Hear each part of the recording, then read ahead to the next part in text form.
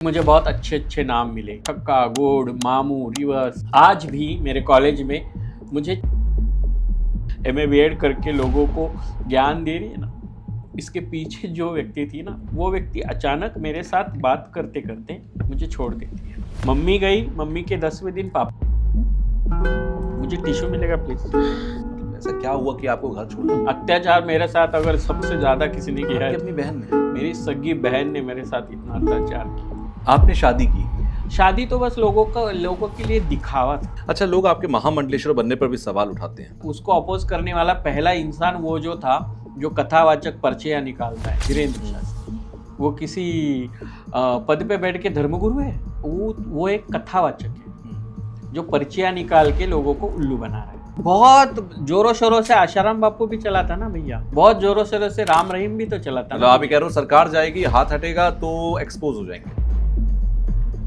खुद धीरेन्द्र शास्त्री का स्टेटमेंट है कि हम लोग चमत्कार के सिवा नमस्कार नहीं होता।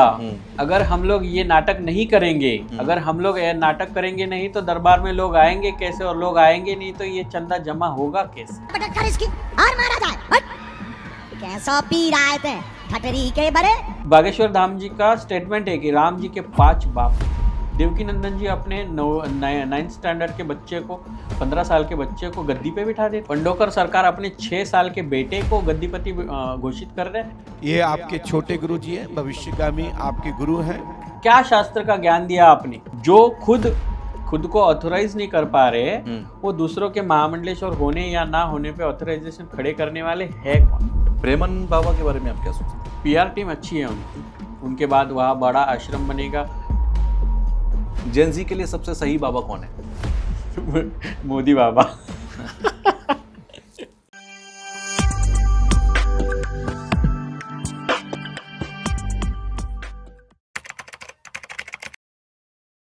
अब तक के टीजर से आप एक बात तो समझ गए होंगे कि आज के पॉडकास्ट में आपको वो सब कुछ जानने और समझने को मिलेगा जो शायद कई सारे पॉडकास्ट के अंदर आपको नहीं मिला होगा, शायद मेरे आज तक के किसी पॉडकास्ट में आपको नहीं मिला होगा। क्योंकि आज हम वो कुछ जानने की कोशिश करेंगे जो एक ऐसी दुनिया है, ये एक ऐसी चीजें हैं जिनके बारे में बहुत कम लोग जानते हैं या बहुत कम लोग समझते हैं या समझना चाहते हैं। चाहे वो तंत्र मंत्र से जुड़ी हुई चीजें हों या एक ऐसी दुनिया के बारे में जिसके बारे में हमें लगता है कि ये कैसे हो सकता है। बहुत कुछ समझूंगा मैं। गेस्ट आप हमारे जो हैं उनसे मिल चुके हैं अब तक के टीजर में। शिवलक्ष्मी आई साहिब, जिन्हें लोग जानते हैं श्री श्री 1008 महामंडलेश्वर के जरिए भी आपको लोग जानते हैं। जय श्री महाकाल। एक लंबा चौड़ा आपका इंट्रोडक्शन है जी, बस ये भगवती की कृपा। ठीक है, ये बहुत बड़ी बात होती है कि किसी का इंट्रोडक्शन बहुत बड़ा हो और आपको छोटा करके लोगों को देना हो या उन लोगों को समझाना हो। खैर, वैसे बहुत सारे लोग आपको जानते हैं, तो लेकिन बहुत सारे लोग आपको एक ऐसे नज़रिए से जानते हैं जहाँ पर पॉडकास्ट में आपने तंत्र मंत्र की बात की, आपने स्पिरिचुअलिटी की बात की, आपने 10 महाविद्याओं की बात की। मैं उससे थोड़ा पीछे चलना चाहता हूँ।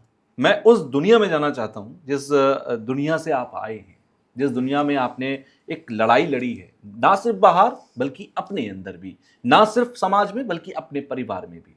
बहुत सारी जगहों पर मैंने देखा, इससे पहले कई जगहों पर आपने लोगों के लिए आवाज़ उठाई। उस वक्त भी मैं आपको देख रहा था, उस वक्त भी मैं आपको समझ रहा था जब मैं जर्नलिज्म में था और मैं मीडिया चैनल्स में था। तो मैं थोड़ा पहले से शुरू करता हूँ। आज मैं आपको आई साहिब करके पूरे पॉडकास्ट में बुलाऊंगा, मुझे अच्छा लगेगा बुलाना अगर आपको आपत्ति ना हो। लेकिन मैं शिवलक्ष्मी आई साहिब जब सागर हुआ करता था, मैं वहां से समझना चाहता हूँ जी। आज तो आप आई साहिब हैं, आज तो आप शिवलक्ष्मी आई साहिब हैं, दुनिया आपको जानती है। लेकिन जब सागर हुआ करता था, उस वक्त पर सागर कैसा था? सबसे पहले तो सागर कहाँ से कहाँ तक पहुँचा, ये जानना ज़रूरी है। बिल्कुल। और मुझे बहुत खुशी हो रही है कि कोई सिर्फ तंत्र मंत्र या स्पिरिचुअलिटी से दूर जाकर मेरी ज़िंदगी के पहलुओं को भी जानना चाह रहा है। जब जितने पहलू तराशे जाते हैं उतना चमक आती है उसमें। एक नॉर्मल फैमिली में सागर का जन्म हुआ 1990 में, मतलब 1990 में जन्म हुआ। उसका नाम रखा गया सागर। ठीक है। धीरे धीरे तो सब ठीक था, घर में लड़का हुआ था, घर का बड़ा लड़का था। अच्छा। और घर के बड़े लड़के को जिम्मेदारियां आगे चल के बहुत सारी मिलने वाली थी। बहुत उम्मीदें होती हैं, उम्मीदें बहुत थी। और उस शिंदे फैमिली का ये जो बड़ा लड़का था, धीरे धीरे ऐसे पता चलने लग गया 7-8 साल के बाद में जी कि ये थोड़ा सा फेमिनाइन है।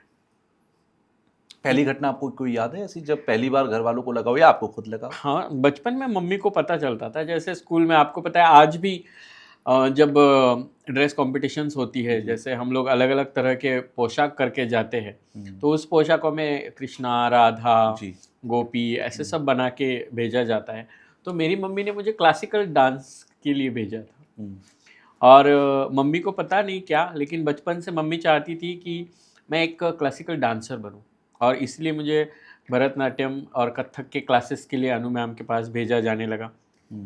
धीरे धीरे ये हाथों के मूवमेंट हो, मेरी मेंटेलिटी हो, ये धीरे धीरे उसी तरह से थी।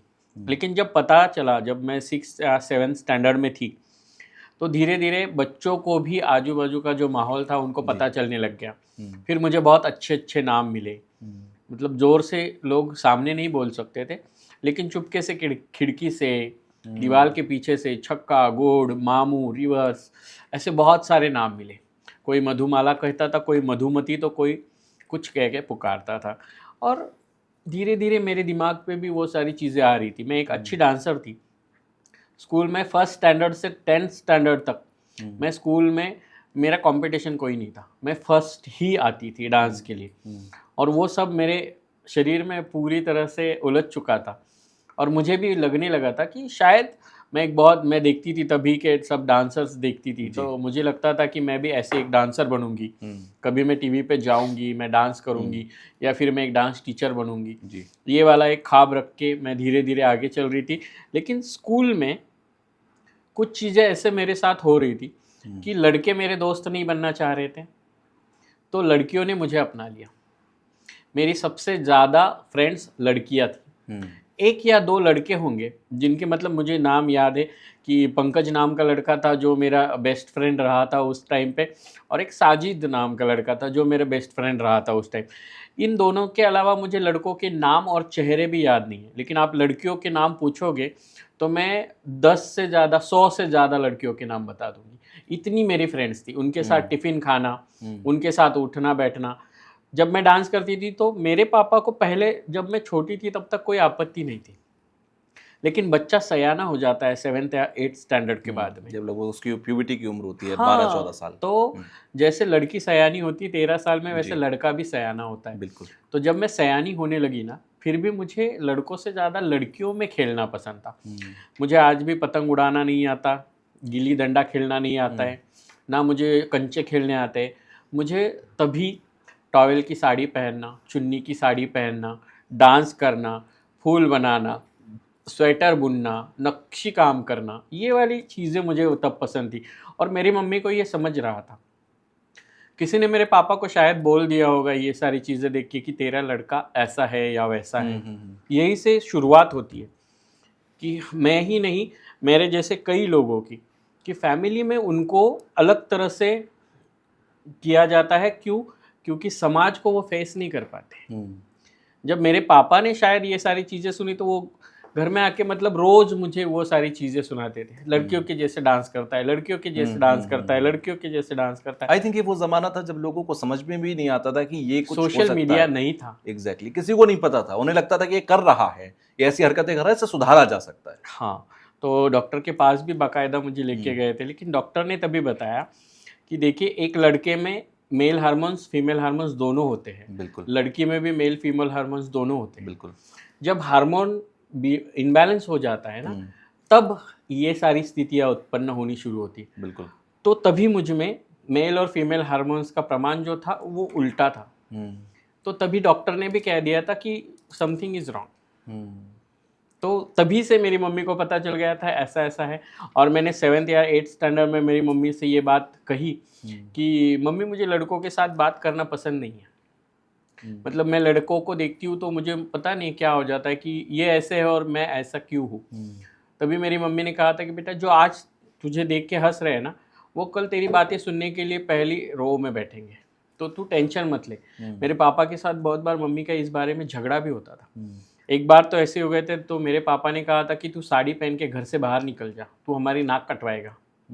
तब मेरी मम्मी ने कहा, ये मेरा बेटा है, ये जैसा चाहे वैसा रहेगा। यानी मेरा सपोर्ट सिस्टम, मेरा आधार स्तंभ कौन था? तो मेरी माँ थी। और मेरी माँ ने ही मुझे आगे चल के पढ़ाई के लिए बोला। जी। मेरी माँ ने कहा सब छोड़ दे, तू पढ़ाई और तुझे अच्छा लगता है ना डांस करना, तो तू डांस कर। तो मैं पढ़ाई भी कर रही थी, डांस भी कर रही थी। अचानक धीरे धीरे ये सारी चीज़ें मेरी फैमिली में भी स्प्रेड हो रही थी। मेरे छोटे भाइयों को, सपोज मेरा छोटा भाई है, अगर उसको कोई कह दे कि तेरा बड़ा भाई ऐसा है, लेडीज टाइप है, छक्का गुड़ मामू जैसा है, तो भाई जैसे समझदार होने लगे थे ना, तब तक मुझे प्रॉब्लमेटिक सारी सिचुएशन हो रही थी। इसलिए मैंने घर से बाहर या घर से ज़्यादा दूर जाके कॉलेज पढ़ना ज़्यादा अच्छा समझा। तो मेरे पापा ने मुझे नासिक कॉलेज डाल दिया ताकि मैं दूर रहूँगी। मेरे पापा को ऐसा लगा कि इसको मिलिट्री कॉलेज में डाल दूँगा तो थोड़ा सा ठीक हो जाएगा, ये हो जाए, हाँ मर्दाना हो जाएगा। लेकिन हुआ उल्टा मैं अपने जैसे 2-4 को जमा करके वहाँ मिलिट्री कॉलेज में भी यही वाले कांड करने लगे। वहाँ पे भी आज भी मेरे कॉलेज में मुझे चंद्रमुखी के नाम से जानते हैं, अच्छा। ना कि सागर नाम से।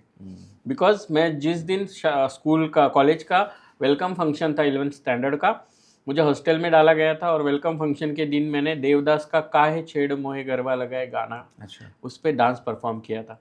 तभी से मुझे सबने चंद्रमुखी नाम दे दिया था और सब मेरे दोस्त मुझे चंद्रू बुलाते थे, मेरी प्रिंसिपल भी मुझे चंद्रू बुलाती थी, हमारे रेक्टर मुझे चंद्रू बुलाते थे, हमारे वार्डन मुझे चंद्रू बुलाते थे। यानी सब जगह पे सागर से छक्का गुड़ मामू और छक्का गुड़ मामू से चंद्रमुखी बनने तक मुझे समझ में आने लगा कि मैं कुछ अलग हूँ और मुझे थोड़ा सा अलग फील होने लगा। और नासिक सिटी ने मुझे बहुत कुछ दिया, समझदारी दी। मैंने देखा कि मैं अकेले ऐसी नहीं हूँ। जैसे जिस गांव में, मनमाड़ शहर में मैं जहाँ पे पली बड़ी जी। सब मेरे जैसे ढूंढने में हज़ारों में एक मिलता है, तो मेरे जैसे ढूंढने से भी नहीं मिल रहे थे, या फिर रहे होंगे तो वो सामने नहीं आते होंगे, तो मुझे कभी मेरे जैसे मिले नहीं। वैसे मुझे नासिक सिटी में मिले, क्योंकि अलग अलग सिटीज़ से लोग कॉलेज पढ़ने वहाँ आते थे, तो मुझे भी मेरे जैसे मिले। तो मुझे समझदारी आई, गे क्या होता है, लेस्बियंस क्या होते हैं, किन्नर कम्युनिटी क्या होती है, वो समझने ही लगी थी मैं। कि अचानक से फर्स्ट ईयर के बाद मुझे ऐसा महसूस हुआ कि अभी मुझे तो लड़के बिल्कुल भी पसंद नहीं आ रहे, मतलब मुझे लड़कों के साथ उठना बैठना भी पसंद नहीं आ रहा है। तो अभी मेरी नेक्स्ट लाइफ कैसी होगी। और मैं थोड़ी होमसिक हो गई, घर पे जाना आना शुरू कर दी। मुझे पता चला कि घर पे मम्मी की अचानक तबीयत ख़राब हो गई।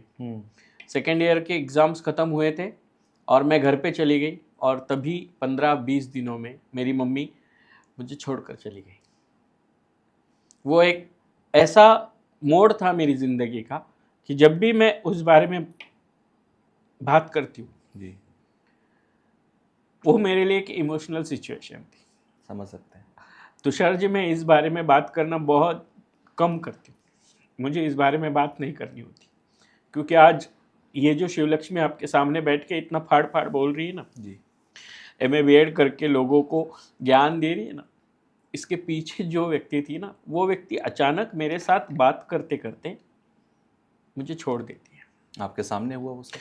हॉस्पिटल में मम्मी को एडमिट किया गया, मैं घर पे छुट्टियों में गई थी और मम्मी की तबीयत ख़राब थी। उनकी बहुत बचपन में शादी हुई थी, एक के पीछे 4 बच्चे हुए थे, तो आपको पता ही मेडिकली ये सारा चैलेंजिंग था, तो उनको उस तरह से तकलीफ़ हो रही थी, तो उनको हॉस्पिटलाइज किया गया। हॉस्पिटल में बैठ के सुबह 3 बजे हम लोग सो रहे थे, मैं मम्मी के पास ही थी, और एक सिस्टर आई और उन्होंने मुझे पुकारा और मुझे बुलाया कि आपकी मम्मी बुला रही है। तो सुबह के 3 बज रहे थे जी। मेरी मम्मी मेरे से 10 मिनट तक बात कर रही थी।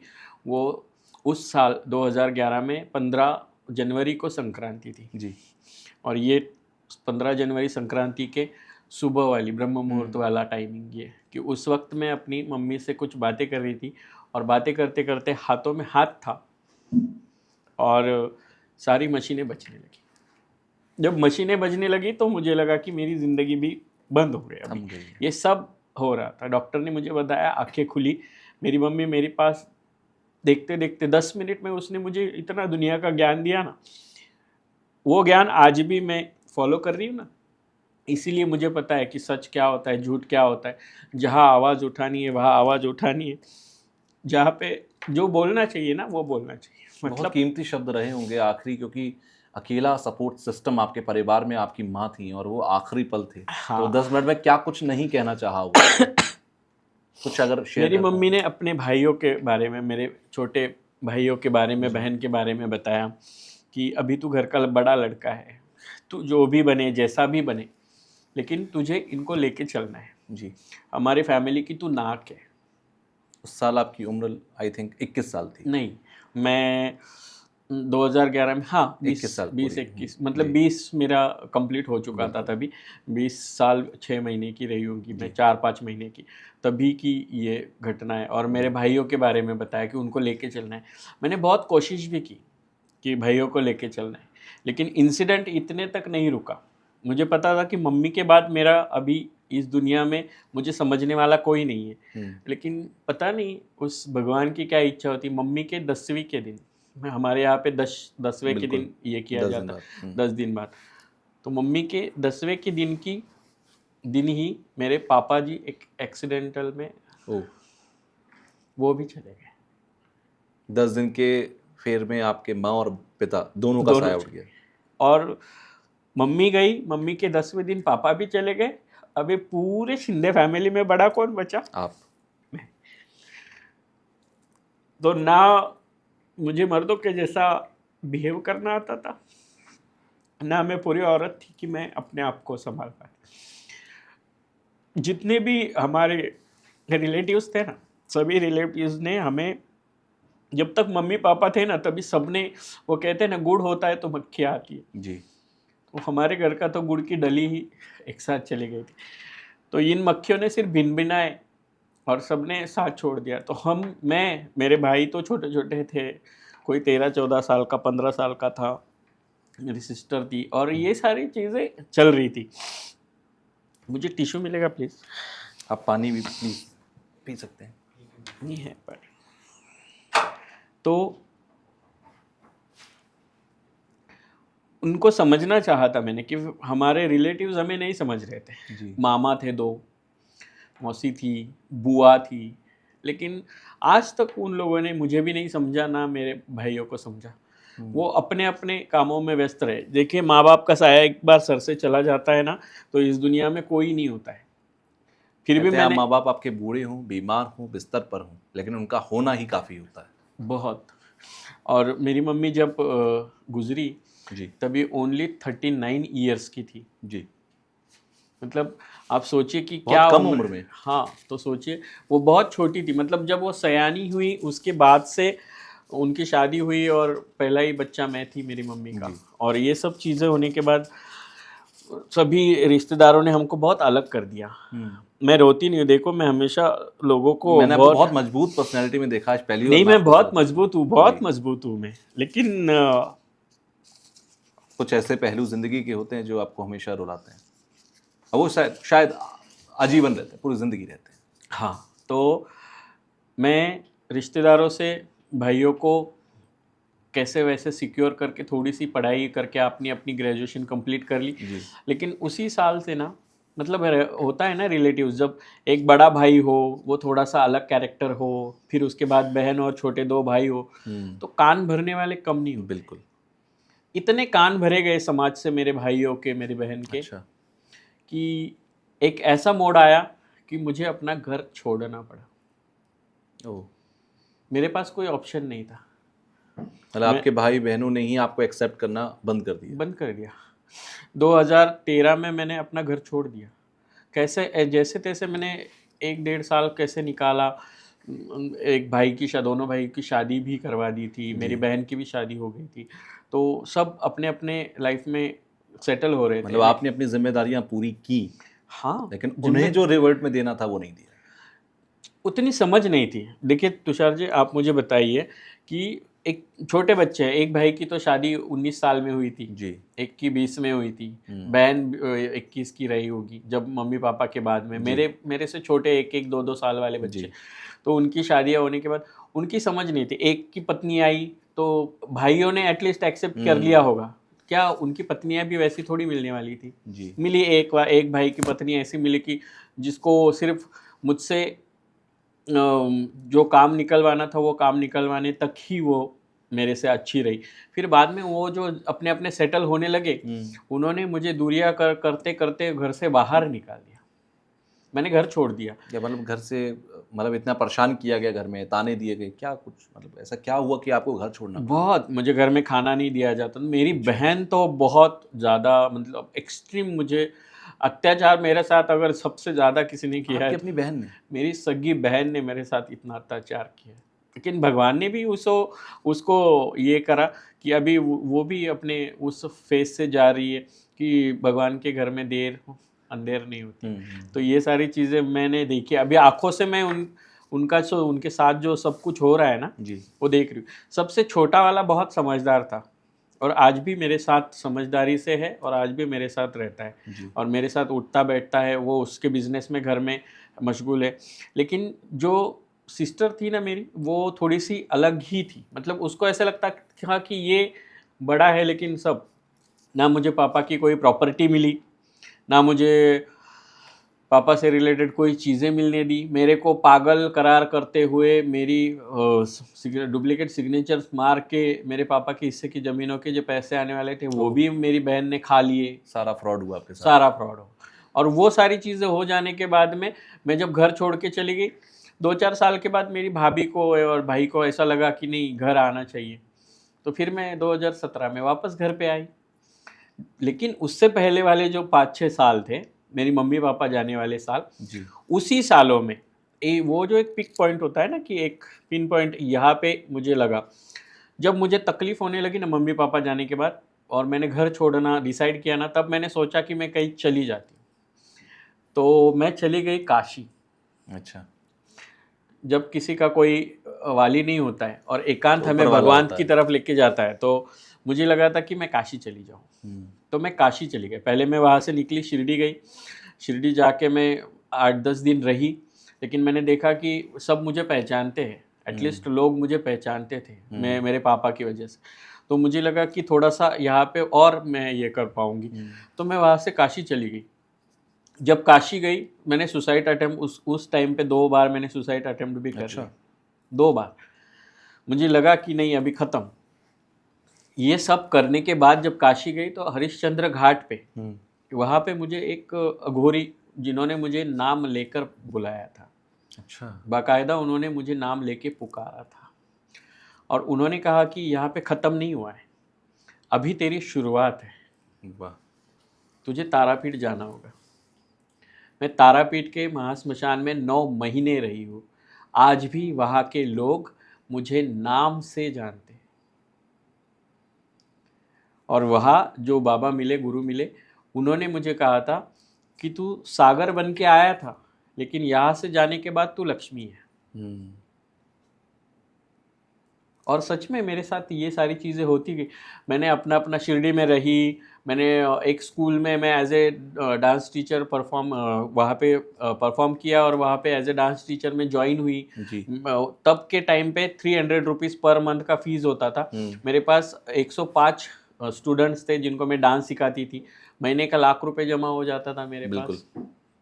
और वो सारे पैसे जमा होके भी मैं खुद का अर्निंग्स भी करती थी, सारे अलग करती थी। उसके बाद जब मेरे पास आना दिखना शुरू हुआ ना, मैं अपनी पढ़ाई भी कर रही हूँ, मैं डांस क्लासेस भी ले रही हूँ। मेरा एक बीच वाला भाई आया, उसने देखा, अरे इसको तो घर से भी निकाल दिया, तो इसका मस्त सब सही चल रहा है।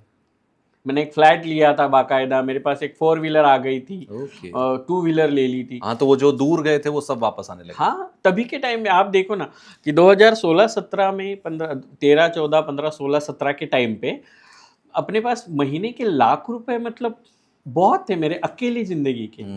रोज़ मैं 200 रुपये का भी बाहर खाना खाती थी जी। या 500 का भी खा सकती थी, तो भी मेरे पास पैसे बहुत सारे बचते थे। लेकिन मैं साईं बाबा संस्थान के, जहाँ पे कभी बिना किसी पैसे के खाना मिलता था या फिर 10 रुपये में खाना मिलता था, वहाँ पे खाना खा के मैंने दिन गुजारे। जिस दिन मैं शिरडी गई थी ना, जब मैं घर छोड़ के गई थी, तो तब मैं द्वारका माई के सामने जो प्रसाद बंटता है ना, खिचड़ी, साबूदाना खिचड़ी, उपमा, ये सारा स्वीट, वो वाला कलेक्ट कर करके रखती थी और वो खा के मैंने 3 दिन निकाले। उसके बाद एक दोस्त के कहने पे मैं वहाँ पे उसके साथ एक होटल में उसको बोला कि मुझे कुछ काम चाहिए, एक होटल में एज ए मैं सफाई वाला करके काम भी करी हूँ। मुझे वहाँ पे महीने के मिलते थे मेरे को 1,500 रुपये, यानी 50 रुपये पर डे। बिल्कुल। पहला महीना मिला, दूसरे महीने से मुझे 100 रुपीज़ पर डे चालू हुआ। तो उन्होंने मेरा काम देखा, साफ सफाई, क्योंकि मैं थोड़ी सी अलग थी तो मुझे सब था, झाड़ू मारना, पोछा मारना, फिर रंगोली निकालना, भगवान की पूजा करना, और घर के धार्मिक संस्कार पहले से घर के रहे थे। जब मैं एकांत में गई तो उसके बाद में ये सारी चीज़ें शुरू हुई। जब मेरे पास पैसा दिखा तो 2017 में वापस मुझे घर पे बुला लिया, फिर लूटना फूटना शुरू कर दिया। लेकिन मैंने तब सोच लिया कि नहीं, अभी नहीं। तो मैंने सोच लिया, पैसा जमा हुआ था मेरे पास, मैं गई, male to female transformation surgery करा ली। वेजिनोप्लास्टी के बाद मैंने अपने गुरु से कहलवा कि आज ही के दिन, आज नाग पंचमी है, आज ही के दिन मेरा शिव लक्ष्मी नामकरण हुआ था। लक्ष्मी गौरी नाम की किन्नर है जिनको मैं गुरु की जगह पे मानती थी, उन्होंने आज ही के दिन नाग पंचमी के दिन मेरा नामकरण शिव लक्ष्मी किया था। अच्छा। तब शिव लक्ष्मी आप लोगों के सामने आई और ऐसे धीरे धीरे ट्रांसफॉर्म होती गई। ऐसे सागर शिंदे बने शिव लक्ष्मी। यस। अभी बहुत सारे सवाल हैं पूछने के लिए, लेकिन आपने क्योंकि बार बार मुझे एक बात कही कि भाई बहनों की तरफ से सपोर्ट नहीं था, वो सपोर्ट क्या मतलब एक दुश्मनों वाला व्यवहार था।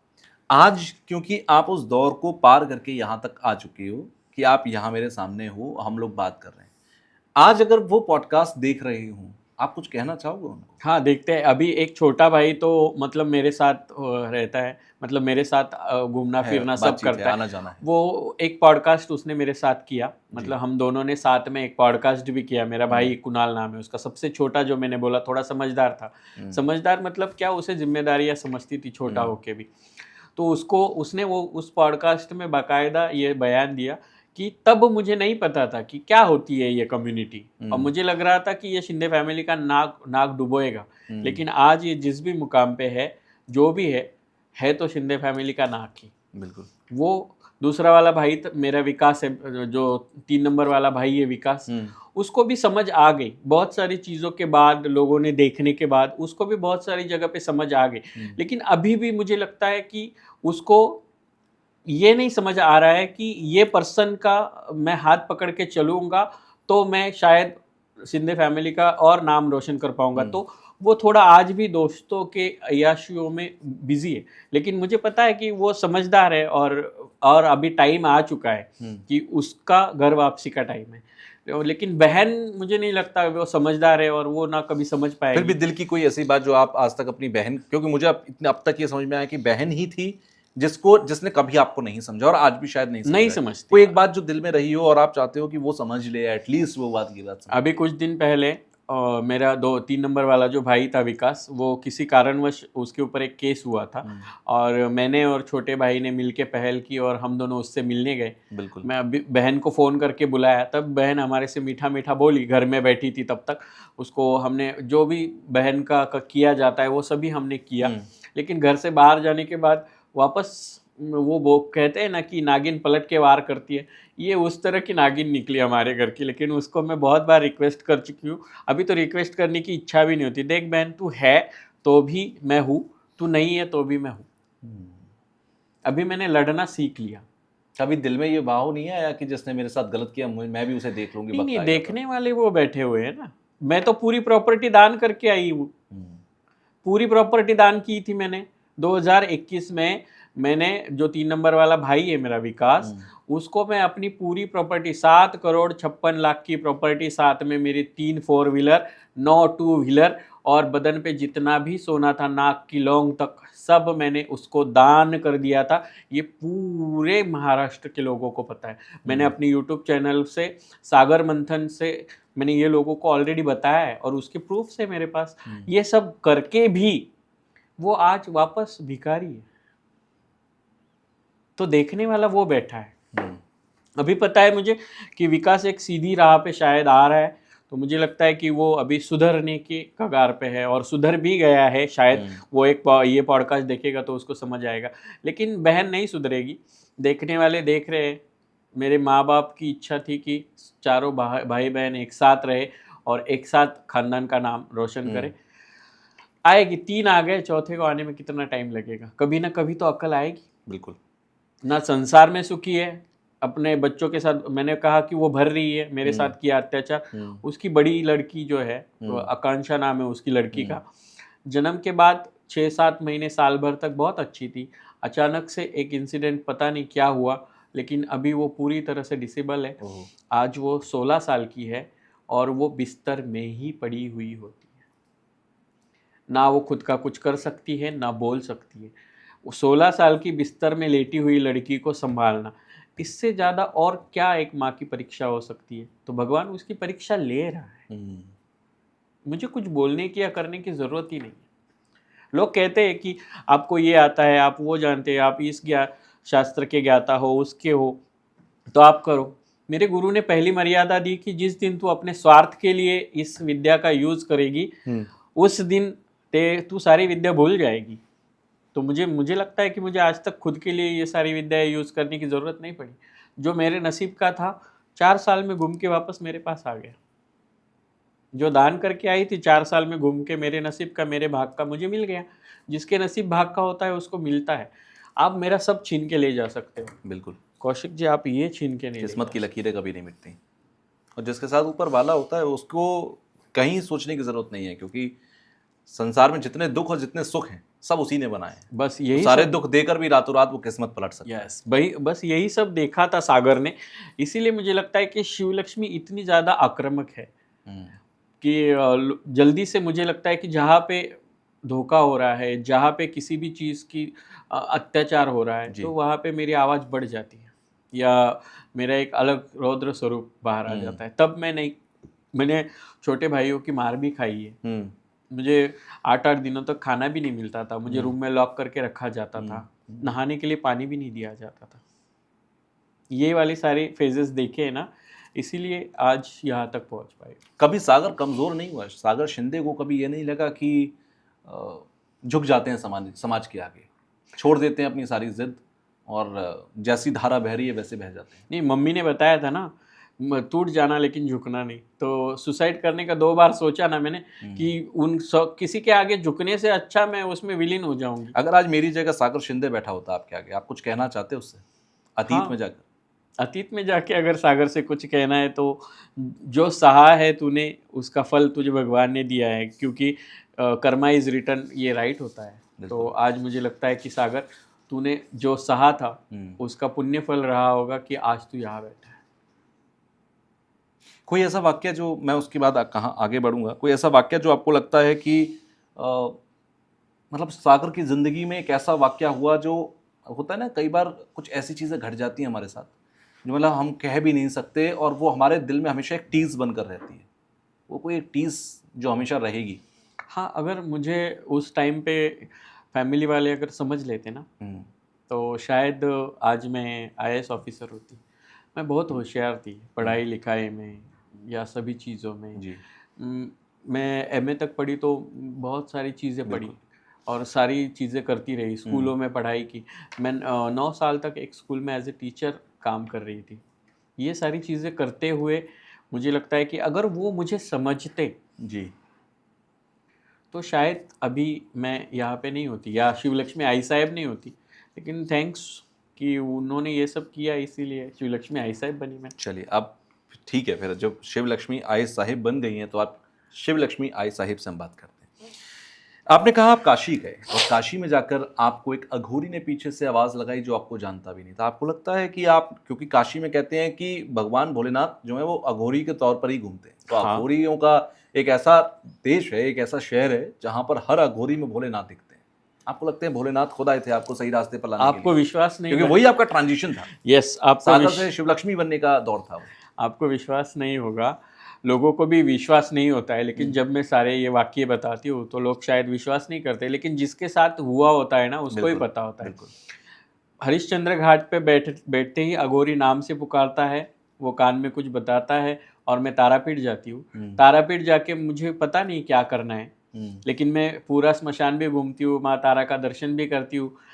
बामा केपा जी के समाधि के सामने जो जहाँ पे स्टेयर्स है वहाँ पे बैठती हूँ। एक 20-22 साल का लड़का पीछे से आके मेरे कंधे पे हाथ रखता है और बोलता है कि किसे ढूंढ रहे हो? तो मैंने पूछा पता नहीं किसे ढूंढ रहे हो, तो बोला जिसको ढूंढ रहे हो ना वो मैं ही हूँ, अच्छा।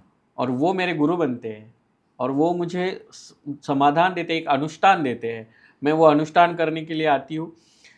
5-6 महीने के बाद मुझे थोड़ा लेट होता है जाने के लिए। 5-6 महीने कहा मैंने कि मुझे थोड़ा लेट होता है जाने के लिए। जब मैं वापस वहाँ जाके रुकना है, मुझे अभी वहाँ पे साल भर रुकना है, मुझे पता है अनुष्ठान के बाद। तो जब मैं जाती हूँ तो वापस उनको पूरा श्मशान ढूंढती हूँ, लेकिन वो मुझे नहीं मिलती है। बामा खेपा जी की समाधि के पीछे एक स्टूल लगा हुआ है, मतलब जी। एक बैठने की जगह है। वहाँ पे जाके बैठती हूँ तो वापस एक 50-60 का आदमी होगा जिसने काले वस्त्र पहने हुए हैं, यहाँ पे बाल नहीं है, पीछे थोड़ी सी जटाएं है, जी। गले में एक बड़ी सी रुद्राक्ष की माला है, और वापस वो मेरे पास आके बैठते हैं और मुझे पूछते हैं किसको ढूंढ रही है। और तब मुझे पता चलता है कि ये कोई और है और मुझे दूसरा पर्सन मिला है, लेकिन वो कहते हैं कि मुझे ही ढूंढ रही थी ना, देखिए मैं कुर्ता पजामा में हूँ और मुझे कहा गया है किसे ढूंढ रही है। तो मैंने कहा मैं किसी और को ढूंढ रहा हूँ। तो नहीं, तू जिसे ढूंढ रही है ना वो मैं ही हूँ। तो वो कहते हैं कि अनुष्ठान हुआ पूरा? हाँ, लेट हो गई। उनके साथ मैं 9 महीने रही हूँ। एक 80-90 साल का, जब मैं लास्ट में मिली 9 महीने के बाद, तो 80-90 साल का बूढ़ा मुझे मिला। उन्होंने भी कहा कि मेरे किसी भी समय की सीमा नहीं है और मेरी उम्र नहीं है, तू जब भी मिलेगी मैं तुझे अलग उम्र में मिलूंगा। और उन्होंने जब मुझे कहा कि सामने समाधि है, वहाँ जाके तू सर माथा झुका के, आज से कल तुझे घर जाना है। और जब मैं माथा झुका के आई तो वो वहाँ पे नहीं थे, एक जर्जर अवस्था के जो बूढ़े थे वो वहाँ पे नहीं थे। और जब मैंने वहाँ पे पूछा किसी से तो उन्होंने कहा कैसे दिखते थे? मैंने ऐसे दिखते थे। वो सामने फोटो है वैसे दिखते थे? मैंने कहा हाँ। तो उन्होंने कहा कि इन्होंने अपना देह त्याग के कई साल हो गए। तो हरिश्चंद्र घाट पे मिले थे वो महादेव थे, तारापीठ में मिले थे वो महादेव थे। लोग ऐसी चीज़ों पे विश्वास नहीं करते। लेकिन आज मैं जो कुछ भी हूँ उस वाक्य के बाद से, क्योंकि लोगों ने मुझे पूरे 1 साल तक नहीं देखा। उस 1 साल में मैंने खुद को देखा, और वो जो देखा था वो आज यहाँ तक है। जिसके पास कुछ नहीं था, इसके पास आज सब कुछ है। लेकिन इसके पीछे जो भी घटनाएं हुई तो बाबा महादेव मिले होंगे और मिलते हैं। हमारे घर में कोई वाकया होने वाला था, एक्सीडेंट होने वाला था किसी का, तो 2 महीने पहले वही हरिश्चंद्र घाट पे एक अघोरी ने बताया था कि ऐसा ऐसा है, 2 महीने में वो लड़का ससुराल जाएगा और उसका एक्सीडेंट हो जाएगा, एक तो मर जाएगा या फिर सुधर जाएगा। सुधर गया, 3 साल में पूरा सुधर गया और अभी भी जिंदा है। घर में किसी के लड़का होने वाला है, तो वो लड़का किस तारीख को कब पैदा होने वाला है कोई बता सकता है? नहीं। मणिकर्णिका घाट पे चलते चलते एक अघोरी ने बताया अच्छा कि घर में 9 जून को 12 बजे लड़का होगा, उसका नाम रुद्र होगा। होने वाले लड़के का नाम पहले कभी पता चलता है? बिल्कुल नहीं। उसका नाम रुद्र है, जो बेटा हमने गोद लिया है। अच्छा। ये सारी चीज़ें तो महादेव मिलते रहते हैं। मुझे तो प्रयाग के कुंभ में भी महादेव मिले थे। फिर आगे भगदड़ मची, स्नान मौनी अमावस्या का, मैं रथ में बैठी हूँ और एक अघोरी आते हैं, एक नागा साधु आते हैं और मुझे लक्ष्मी जी करके पुकारते हैं और मुझे कहते हैं कि आगे मौतें हो चुकी है, भगदड़ मची है, आप उतर के आपके गुरु के पास जाइए। जब मैं उतरती हूँ तो मुझे तो पूरे रास्ते में कोई नागा साधु नहीं है, अभी तक बाहर ही नहीं निकले नागा साधु। फिर भी मेरे सामने 3 साधु चल रहे हैं नागा साधु, और वो मुझे वहाँ पे गेट, जूना अखाड़ा के गेट तक लेके जाते हैं। जब मैं अंदर जाके देखती हूँ तो एक भी नागा साधु अभी तक बाहर नहीं निकला है। अच्छा। तो वो नागा साधु कौन थे? वो शायद महादेव ही थे। ये ऐसे प्रसंग जब हम बताते हैं तो लोगों को विश्वास नहीं होता है। रहा होगा लोगों का अंधविश्वास कि नहीं होता है, लेकिन जो हमारे साथ हुआ है वो हमें पता है। हम आपको नहीं कहते कि आप उस पर विश्वास करो, लेकिन जो हमारे साथ हुआ है उस पर हमें विश्वास है कि हाँ, जहाँ विश्वास है वहीं ईश्वर है। हाँ, वही तो। ये आस्था की बात है, जिसकी उसकी आस्था की बात है। लेकिन आस्था के नाम पे आजकल जो भी चल रहा है जी, उसका विरोध करने के लिए मुझे लगता है कि एज ए महामंडलेश्वर मैं अपने पद की मर्यादाओं का, गरिमाओं का ध्यान रखते हुए बहुत सारी चीज़ें बोलती हूँ, और शायद ईश्वर ने मुझे इसी कार्य के लिए अब तक जिंदा रखा है। मैं इस पर भी आऊँगा। आपने शादी की? हाँ। संजय जी आई थिंक नाम है उनका। हाँ। शादी की कहानी कहाँ से शुरू हो गई? क्योंकि आपने कहा कि आपको कभी लड़कों से कोई भी इंटरेस्ट नहीं था, आपको कभी नहीं लड़कों था। के साथ अच्छा नहीं लगता था, फिर ये शादी का प्रसंग कहाँ से आया? देखिए, जब 2017 में मैं वापस जब आई थी हमारे गांव, जी। तो था एक लड़का, पूरन शर्मा नाम का लड़का अच्छा। था, जिसने प्यार का ढकोसला दिया। मेरे पास पैसा था ना, तो मुझे प्यार का ढकोसला दिया। और तब बहुत तक आपने सर्जरी करवा ली थी? मेरी तो 2019 में सर्जरी हुई ना, 2019 मैं 2017 की बात कर रहा हूँ। ओके। तो मुझे लगा था कि हाँ, शायद ऐसा हो सकता है। पूरन शर्मा नाम का लड़का था, दोस्ती बहुत अच्छी थी, दोस्ती वो प्यार में बदल रहा था, और मुझे लगा कि नहीं, अभी मुझे शायद कोई जीवन साथी मिल गया है। और मैं उस फेज में थी कि नहीं, अभी मुझे किसी की ज़रूरत थी ना, जो नहीं मिल रहा था वो प्यार नहीं था, तो वो प्यार मुझे चाहिए था। तो मैं उस व्यक्ति पूरन शर्मा से रिलेट कर रही थी, और उसने टाइम पे, जब मेरी सर्जरी हुई उसी टाइम पे वो धोखा दे के चला गया। ओ। लाखों को लूटा भी हाँ। और धोखा भी दे दिया। उसके बाद में बहुत ज़्यादा, मतलब मुझे लगता था ना कि जो लड़कों के साथ मेरा कनेक्शन रहा है ऐसा, तो मुझे लगता है कि और नफरत बढ़ गई। और बढ़ गई, क्योंकि मैं बहुत सारे लड़कों में मेरे दोस्त बनने लग गए थे, लेकिन कोई भांजा बनता था, कोई भाई बनता था। तो ऐसे ही रिश्ते मेरे साथ ज्यादा, बहुत सारे भाई है, मनमाड़ में जाओगे ना, मेरे बहुत सारे भाई है, बहुत सारे भांजे हैं, तो वैसे रिश्ते बनते गए। लेकिन ऐसा वाला रिश्ता जल्दी से बन नहीं रहा था। मैं किसी के साथ गाड़ी पे भी घूमूं तो लोग, आज तो भाई बहन को भी गर्लफ्रेंड बॉयफ्रेंड बना देते हैं, तो मैं तो सबके साथ घूमी हूँ, और मेरे को पता है ना मेरा अतीत क्या है। तो उसके बाद जब मैं बहुत ज़्यादा दुखी थी, और मैंने बताया कि यूट्यूब पे मैं अपने सागर मंथन से ये सारी कहानी बता रही थी जी। और वो कहानी संजय जी ने सुन ली, और उन्होंने मैसेज किया। बहुत दिनों तक तो मैसेज करते रहे, लेकिन नहीं मैं उनको रिप्लाई कर पाई। एक दिन लगा मुझे करूँ रिप्लाई, वैलेंटाइन वीक चल रहा था समथिंग, तो तब उन्होंने मुझे मैसेज किया और मैंने भी रिप्लाई कर दिया, और वो मिलने भी आ गए, घर पे मिलने आए जी। घर पे मिलने आए बाकायदा।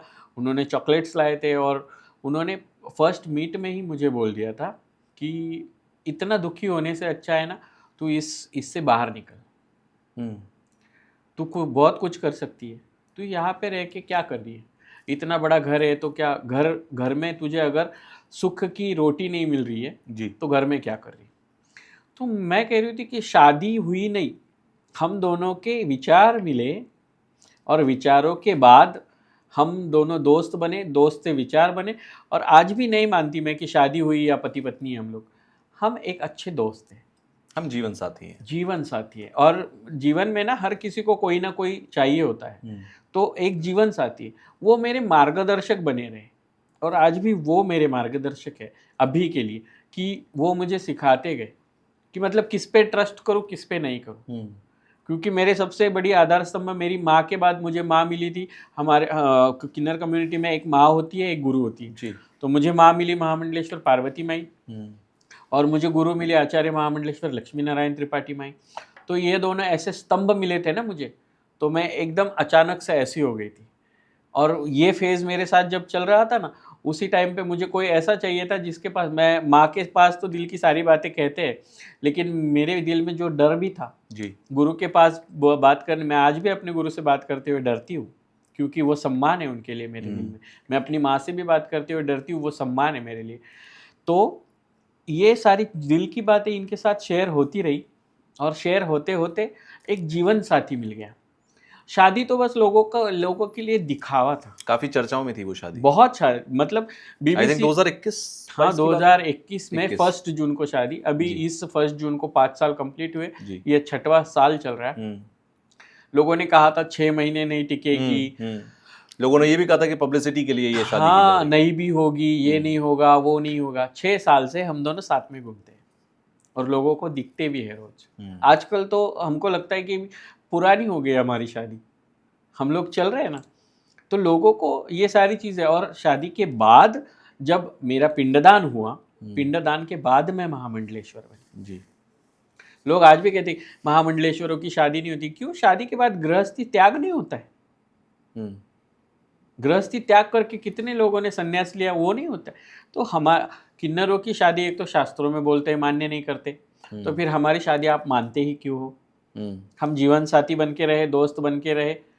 आप उस चीज़ को मानते नहीं हो तो फिर आप उस चीज़ के बारे में बोलते क्यों? बिल्कुल। लोग हमारे बेड तक पहुंचते थे हम्म, कमेंटों से, बिल्कुल। लेकिन हमने दिखाया, मैंने दिखा दिया कि मुझे कुछ अलग करना था तो मैंने कुछ अलग भी किया। हम्म, किसी को बिना पता बताए शादी हुई थी हमारे शादी में, गिन के उनके घर के और मेरे घर के लोग थे। तो शादी के लिए परिवार राजी हुए? हाँ, दोनों परिवार राजी होके ही हमारी शादी हुई थी, इसीलिए इतनी चर्चा हो गई थी। हम्म, लेकिन मेरे भाई और जो मेरा बीच वाला भाई था, भाई और भाभी का इसके पीछे का इंटेंशन अलग था। उन्होंने सारी प्रॉपर्टी नाम करवा ली, सारा छीन लिया, उसके दूसरे दिन शादी ये लगवा शर्त रखी थी? हाँ, ये शर्त रखी गई थी कि सब देना पड़ेगा, कि पहले पूरन ने तुझे इतना लाखों को लूटा है, ये संजय क्यों नहीं लूटेगा। लेकिन संजय ने दिखा दिया, वो उसको बोले एक साड़ी पे भेज दो, बाकी मैं देख लूँगा। और देख लिया, आज एक अच्छी सी जिंदगी उन्होंने मुझे दी है। बिल्कुल। और मैं उस तरह से जीती आ रही हूँ। जीवन साथी मिला, मैं कभी नहीं कहती हूँ ये मेरे पति है, या मैं कभी नहीं कहती हूँ कि हाँ ये हमारा गृहस्थ संसार है। वो अपनी जगह पे अपना काम कर रहे हैं, मैं अपनी जगह पे अपना काम कर रही हूँ। शादी के बाद मेरा पिंडदान हुआ है, अब मैंने शिव लक्ष्मी की, सागर की पूरी जिंदगी का त्याग कर दिया है। अभी मैं श्री श्री 1008 महामंडलेश्वर डॉक्टर स्वामी शिवलक्ष्मी नंदगिरी आई साहेब हूँ जी। और जो काम करना चाहिए ना वो मैं कर रही हूँ। इसलिए मेरे ऊपर उंगली उठाने का किसी को हक ही नहीं बनता कि जो कायदे से चल रहा है वो मैं कायदे से कर रही हूँ। आपको लगता है कि जब एक होता ना कि हर इंसान जब रात को लेटता है और अब आंखें बंद करता है सोने के लिए, तो बहुत कुछ उसके दिमाग में घूम रहा होता है। आपके आंखों के सामने सबसे ज़्यादा क्या घूमता है आज की तारीख में, जब आप अपने आप को स्टेबल कर चुके हो, स्थापित कर चुके हो और अब आपको किसी की खास ज़रूरत नहीं है? मैं बताती हूँ कि रोज़ में इस टॉपिक पे बात भी होती है हम दोनों की, या कभी जाते आते हैं तो आप उनको कभी भी मेरे बिहार पूछ सकते हो कि क्या हो सकता है। ये वापस ये टॉपिक आया, देखिए मेरे फंबल शुरू हो गए, क्योंकि मुझे पता है कि अभी जब मुझे इंसान शायद दिल से बोलता है तो फंबल करता है, शायद अभी आंखों में वापस ये ना आ जाए, इसलिए मैं थोड़ी डर रही हूँ कि रोज रात को जब बेड पे सोती हूँ तो एक ही बात दिल में आती है, क्या था मेरे पास? घर से निकाला गया, लोगों के दिल से ठुकराया गया, ना माँ बाप के घर में रहने दिया गया, ना अभी माँ बाप है, ना मेरी जिंदगी का कोई वजूद है। ये सब होते हुए भी आज भगवान ने मुझे एक वजूद भी दिया, एक घर भी दिया, और ये सारी संसार मेरी फैमिली बना दी। मुझे कितने भाई है, कितनी बेटियां है, कितने बेटे हैं, कितनी माएँ बनी हैं, कितनी मौसियाँ है, कितनी आंटीज़ है, तो फैमिली बना दी। तो भगवान शायद मैंने पिछले 7 जन्मों में किसी जन्म में इतू सा तो पुण्य किया होगा कि उसका फल तूने मुझे दिया है। कभी कभी रात भर में सोती नहीं, सूर्य भगवान जब तक आते नहीं है क्षितिज पे ना, तब तक कभी कभी आंखें नहीं लगती। मैं पिछली बातें सोचने लग जाती हूँ कि 10 रुपये में खाना खाने जाती थी, या फिर होटल के टॉयलेट बाथरूम साफ करती थी, रंगोली निकालती थी। वो जब दिन याद आ जाते हैं ना अचानक से कभी, बिल्कुल, तो एकदम कभी कभी रोने लग जाती हूँ कि ऐसा मुझे, मतलब सुख का जो निवाला होता है ना वो नसीब नहीं था। और आज देखिए मेरे हाथ के नीचे 4 लोग काम करते हैं, मेरा फ़ोन उठाने के लिए भी मैनेजर है। बिल्कुल। तो ये शायद मेरे पिछले जन्मों के कुछ पुण्य रहे होंगे, या ये मेरे माँ बाप का आशीर्वाद रहा होगा कि मेरे को पिंडदान के बाद ये मेरी ज़िंदगी बदली है, और ये अचानक से, ये सारी ज़िंदगी अचानक से बदल के यहाँ तक लेके आई। तो रोज़ रात को यही बस, मैं दूसरा कुछ नहीं सोचती, मैं किसी के बारे में नहीं सोचती, मैं किसी घटना के बारे में नहीं सोचती, जो रोज़ इंसिडेंट देखती हूँ उसके बारे में कभी नहीं सोचती, आगे क्या करना है इसका तो मैं कभी नहीं सोचती। अच्छा, लोग आपके महामंडलेश्वर बनने पर भी सवाल उठाते हैं, वो कहते हैं कि ये एक मतलब नॉन एलिजिबल पर्सन था जिसको महामंडलेश्वर बना दिया गया। उन लोगों को आप क्या जवाब दोगे, पहली बात? और दूसरा, महामंडलेश्वर होता कौन है, बनता क्यों है, और बनाया क्यों जाता है? हाँ, शुरुआत करते हैं और फिर आखिरी में इसका जवाब देते हैं। सबसे पहले तो हमारे हिंदू सनातन धर्म की जो ध्वजा लहरानी थी जी, बहुत सारे आक्रांता आए, आक्रांताओं ने पूरे धर्म को ध्वस्त करना शुरू कर दिया। तभी हमारे आदिगुरु शंकराचार्य जी ने 4 मठों की स्थापना की। ठीक है। ज्योतिर्मठ की, पुरी मठ की, श्रृंगेरी पीठ की और द्वारका मठ की। इन पे उन्होंने, मतलब ये एक यूनिवर्सिटी पकड़ लीजिए, ठीक है इन चारों पे उन्होंने एक हेड चाहिए, इसलिए शंकराचार्य जी को स्थापित किया। जी। और शंकराचार्य जी के अंडर में उन्होंने इन चारों शंकराचार्य जी के अंडर में उन्होंने 13 अखाड़ों की स्थापना की, जिसमें दशनामी परंपरा चलाई जाती जी। है। जैसे गिरी, पुरी, भारती, तीर्थ, आनंद, ऐसे नामों की श्रृंखला चलाई जाती है, दशनामी परंपरा जिसे कहा जाता है। ऐसे 13 अखाड़े बने, जूना अखाड़ा, निर्मोही अखाड़ा, ये निरंजनी अखाड़ा, ऐसे बड़े बड़े अखाड़े बनते रहे। हमारे हिंदू सनातन धर्म की सुरक्षा के लिए अखाड़े बने, शस्त्र और शास्त्र दोनों का ज्ञान देकर ये अखाड़े बने, बिल्कुल। और वो आज भी हमारे धर्म की सुरक्षा कर रहे हैं। वहाँ से आचार्य महामंडलेश्वर के अंडर में महामंडलेश्वर, मंडलेश्वर, महंत, श्री महंत, संरक्षक, कोतवाल, ये सारी चीज़ें बनती रही, साधु, सन्यासी, ये बनते रहे। ऐसे ही महामंडलेश्वर नहीं बन जाता है कोई। मैंने कहा मैं 2017 में आचार्य महामंडलेश्वर लक्ष्मी नारायण त्रिपाठी जी की शिष्य बनी। लेकिन किन्नर अखाड़ा जो है उसी को ही मान्यता नहीं देते हैं बाकी के अखाड़े। श्री पंचदशनाम जूना अखाड़ा के साथ हम सम्मिलित है, और हम उनके साथ ऑथोराइज्ड 2 कुंभ में अमृत स्नान कर चुके हैं। इसमें भी विवाद है अभी। हाँ, हम लोग उनके साथ अखाड़े को लेकर, हाँ, हम लोग अमृत स्नान कर चुके हैं, है ना। तो हमारा हरिद्वार में भी उनके साथ कुंभ का अमृत स्नान हुआ श्री पंचदशनाम जूना अखाड़ा के साथ, और हमारा अभी भी प्रयागराज में श्री पंचदशनाम जूना अखाड़ा के साथ हुआ। हमारे हम अखाड़ा ही लगाते हैं तो श्री पंचदशनाम जूना अखाड़ा एवं अंतर्राष्ट्रीय किन्नर अखाड़ा, ऐसा पूरा कहा जाता है, क्योंकि हमें श्री हरिगिरी जी बापू जी गुरु है, उन्होंने हमें सम्मिलित कर लिया और उन्होंने हमें मान्यता दी कि शास्त्रों में इनके उल्लेख है तो इनका भी अखाड़ा हो सकता है। ठीक है। धर्म संसद जो अखिल भारतीय अखाड़ा परिषद है, उन्होंने मान्यता दे दी, तो बाकी कौन है जिनके मानने पे हम लोग चले। मेरी कुछ जैसे महामंडलेश्वरों से बात हुई है या मेरी कुछ ऐसे लोगों से बात हुई, तो वो इसको मानने से गुरेज करते हैं, वो मानने से रुकते हैं। तो आपको लगता है व्यक्तिगत तौर पर लोगों को समस्या है? हाँ, व्यक्तिगत तौर पर बहुत सारे लोगों को समस्या है, बहुत लोगों को है।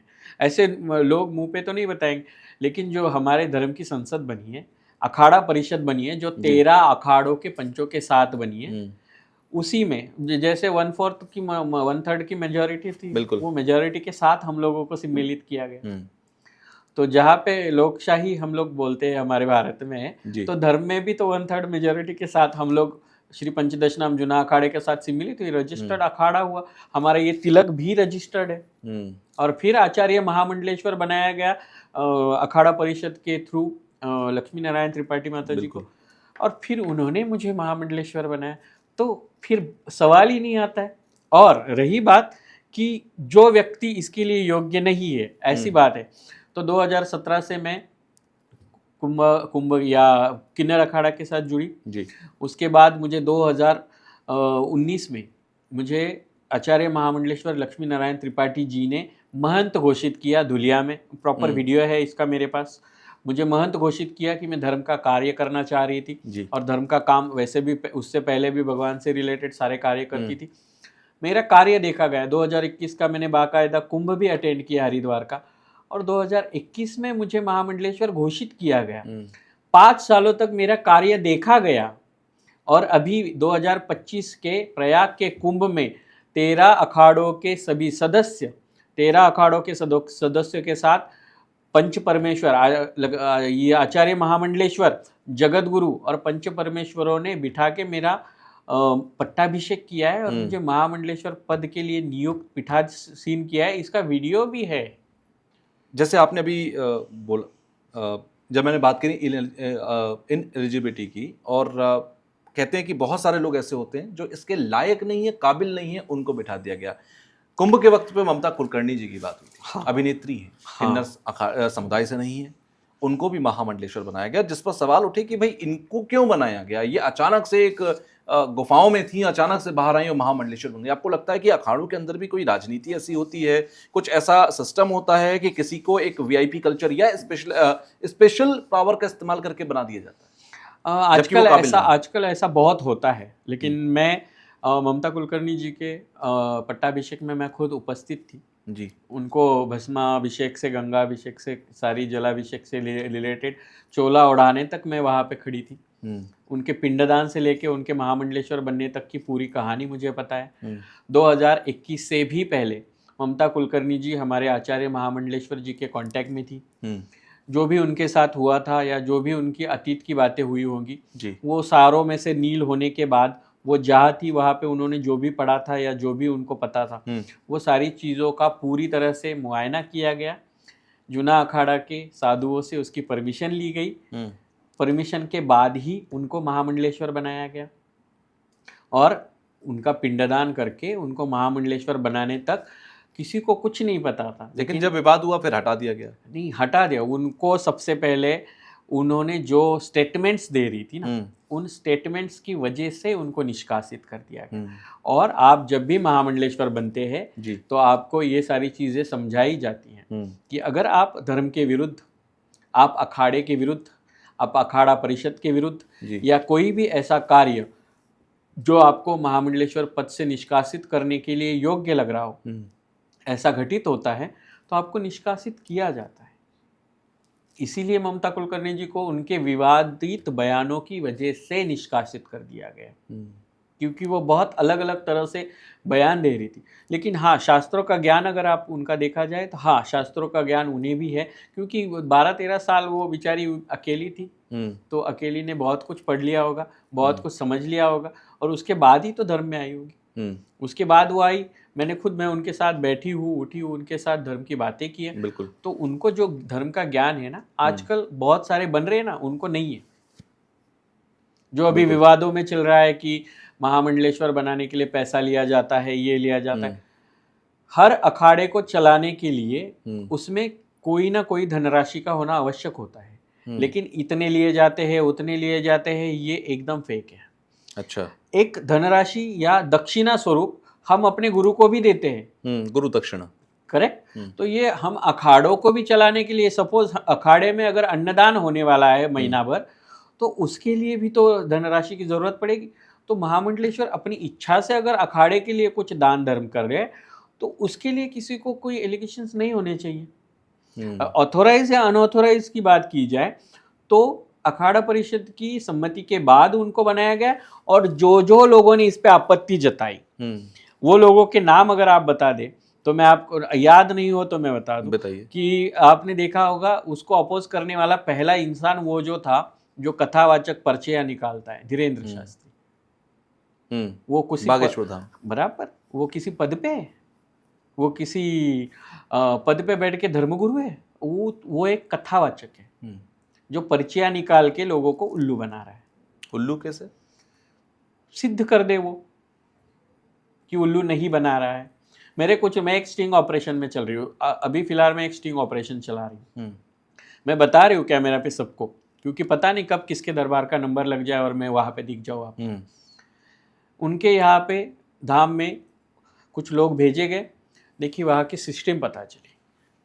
आपकी तकलीफ के हिसाब से लाल कपड़ा, काला कपड़ा, पीला कपड़ा, वाइट कपड़ा, ऐसे कपड़ों में नारियल टोकन के साथ बांधे जाते हैं। बागेश्वर धाम की बात कर रहे हैं? हाँ, ठीक है। टोकन के बांधे जाते हैं।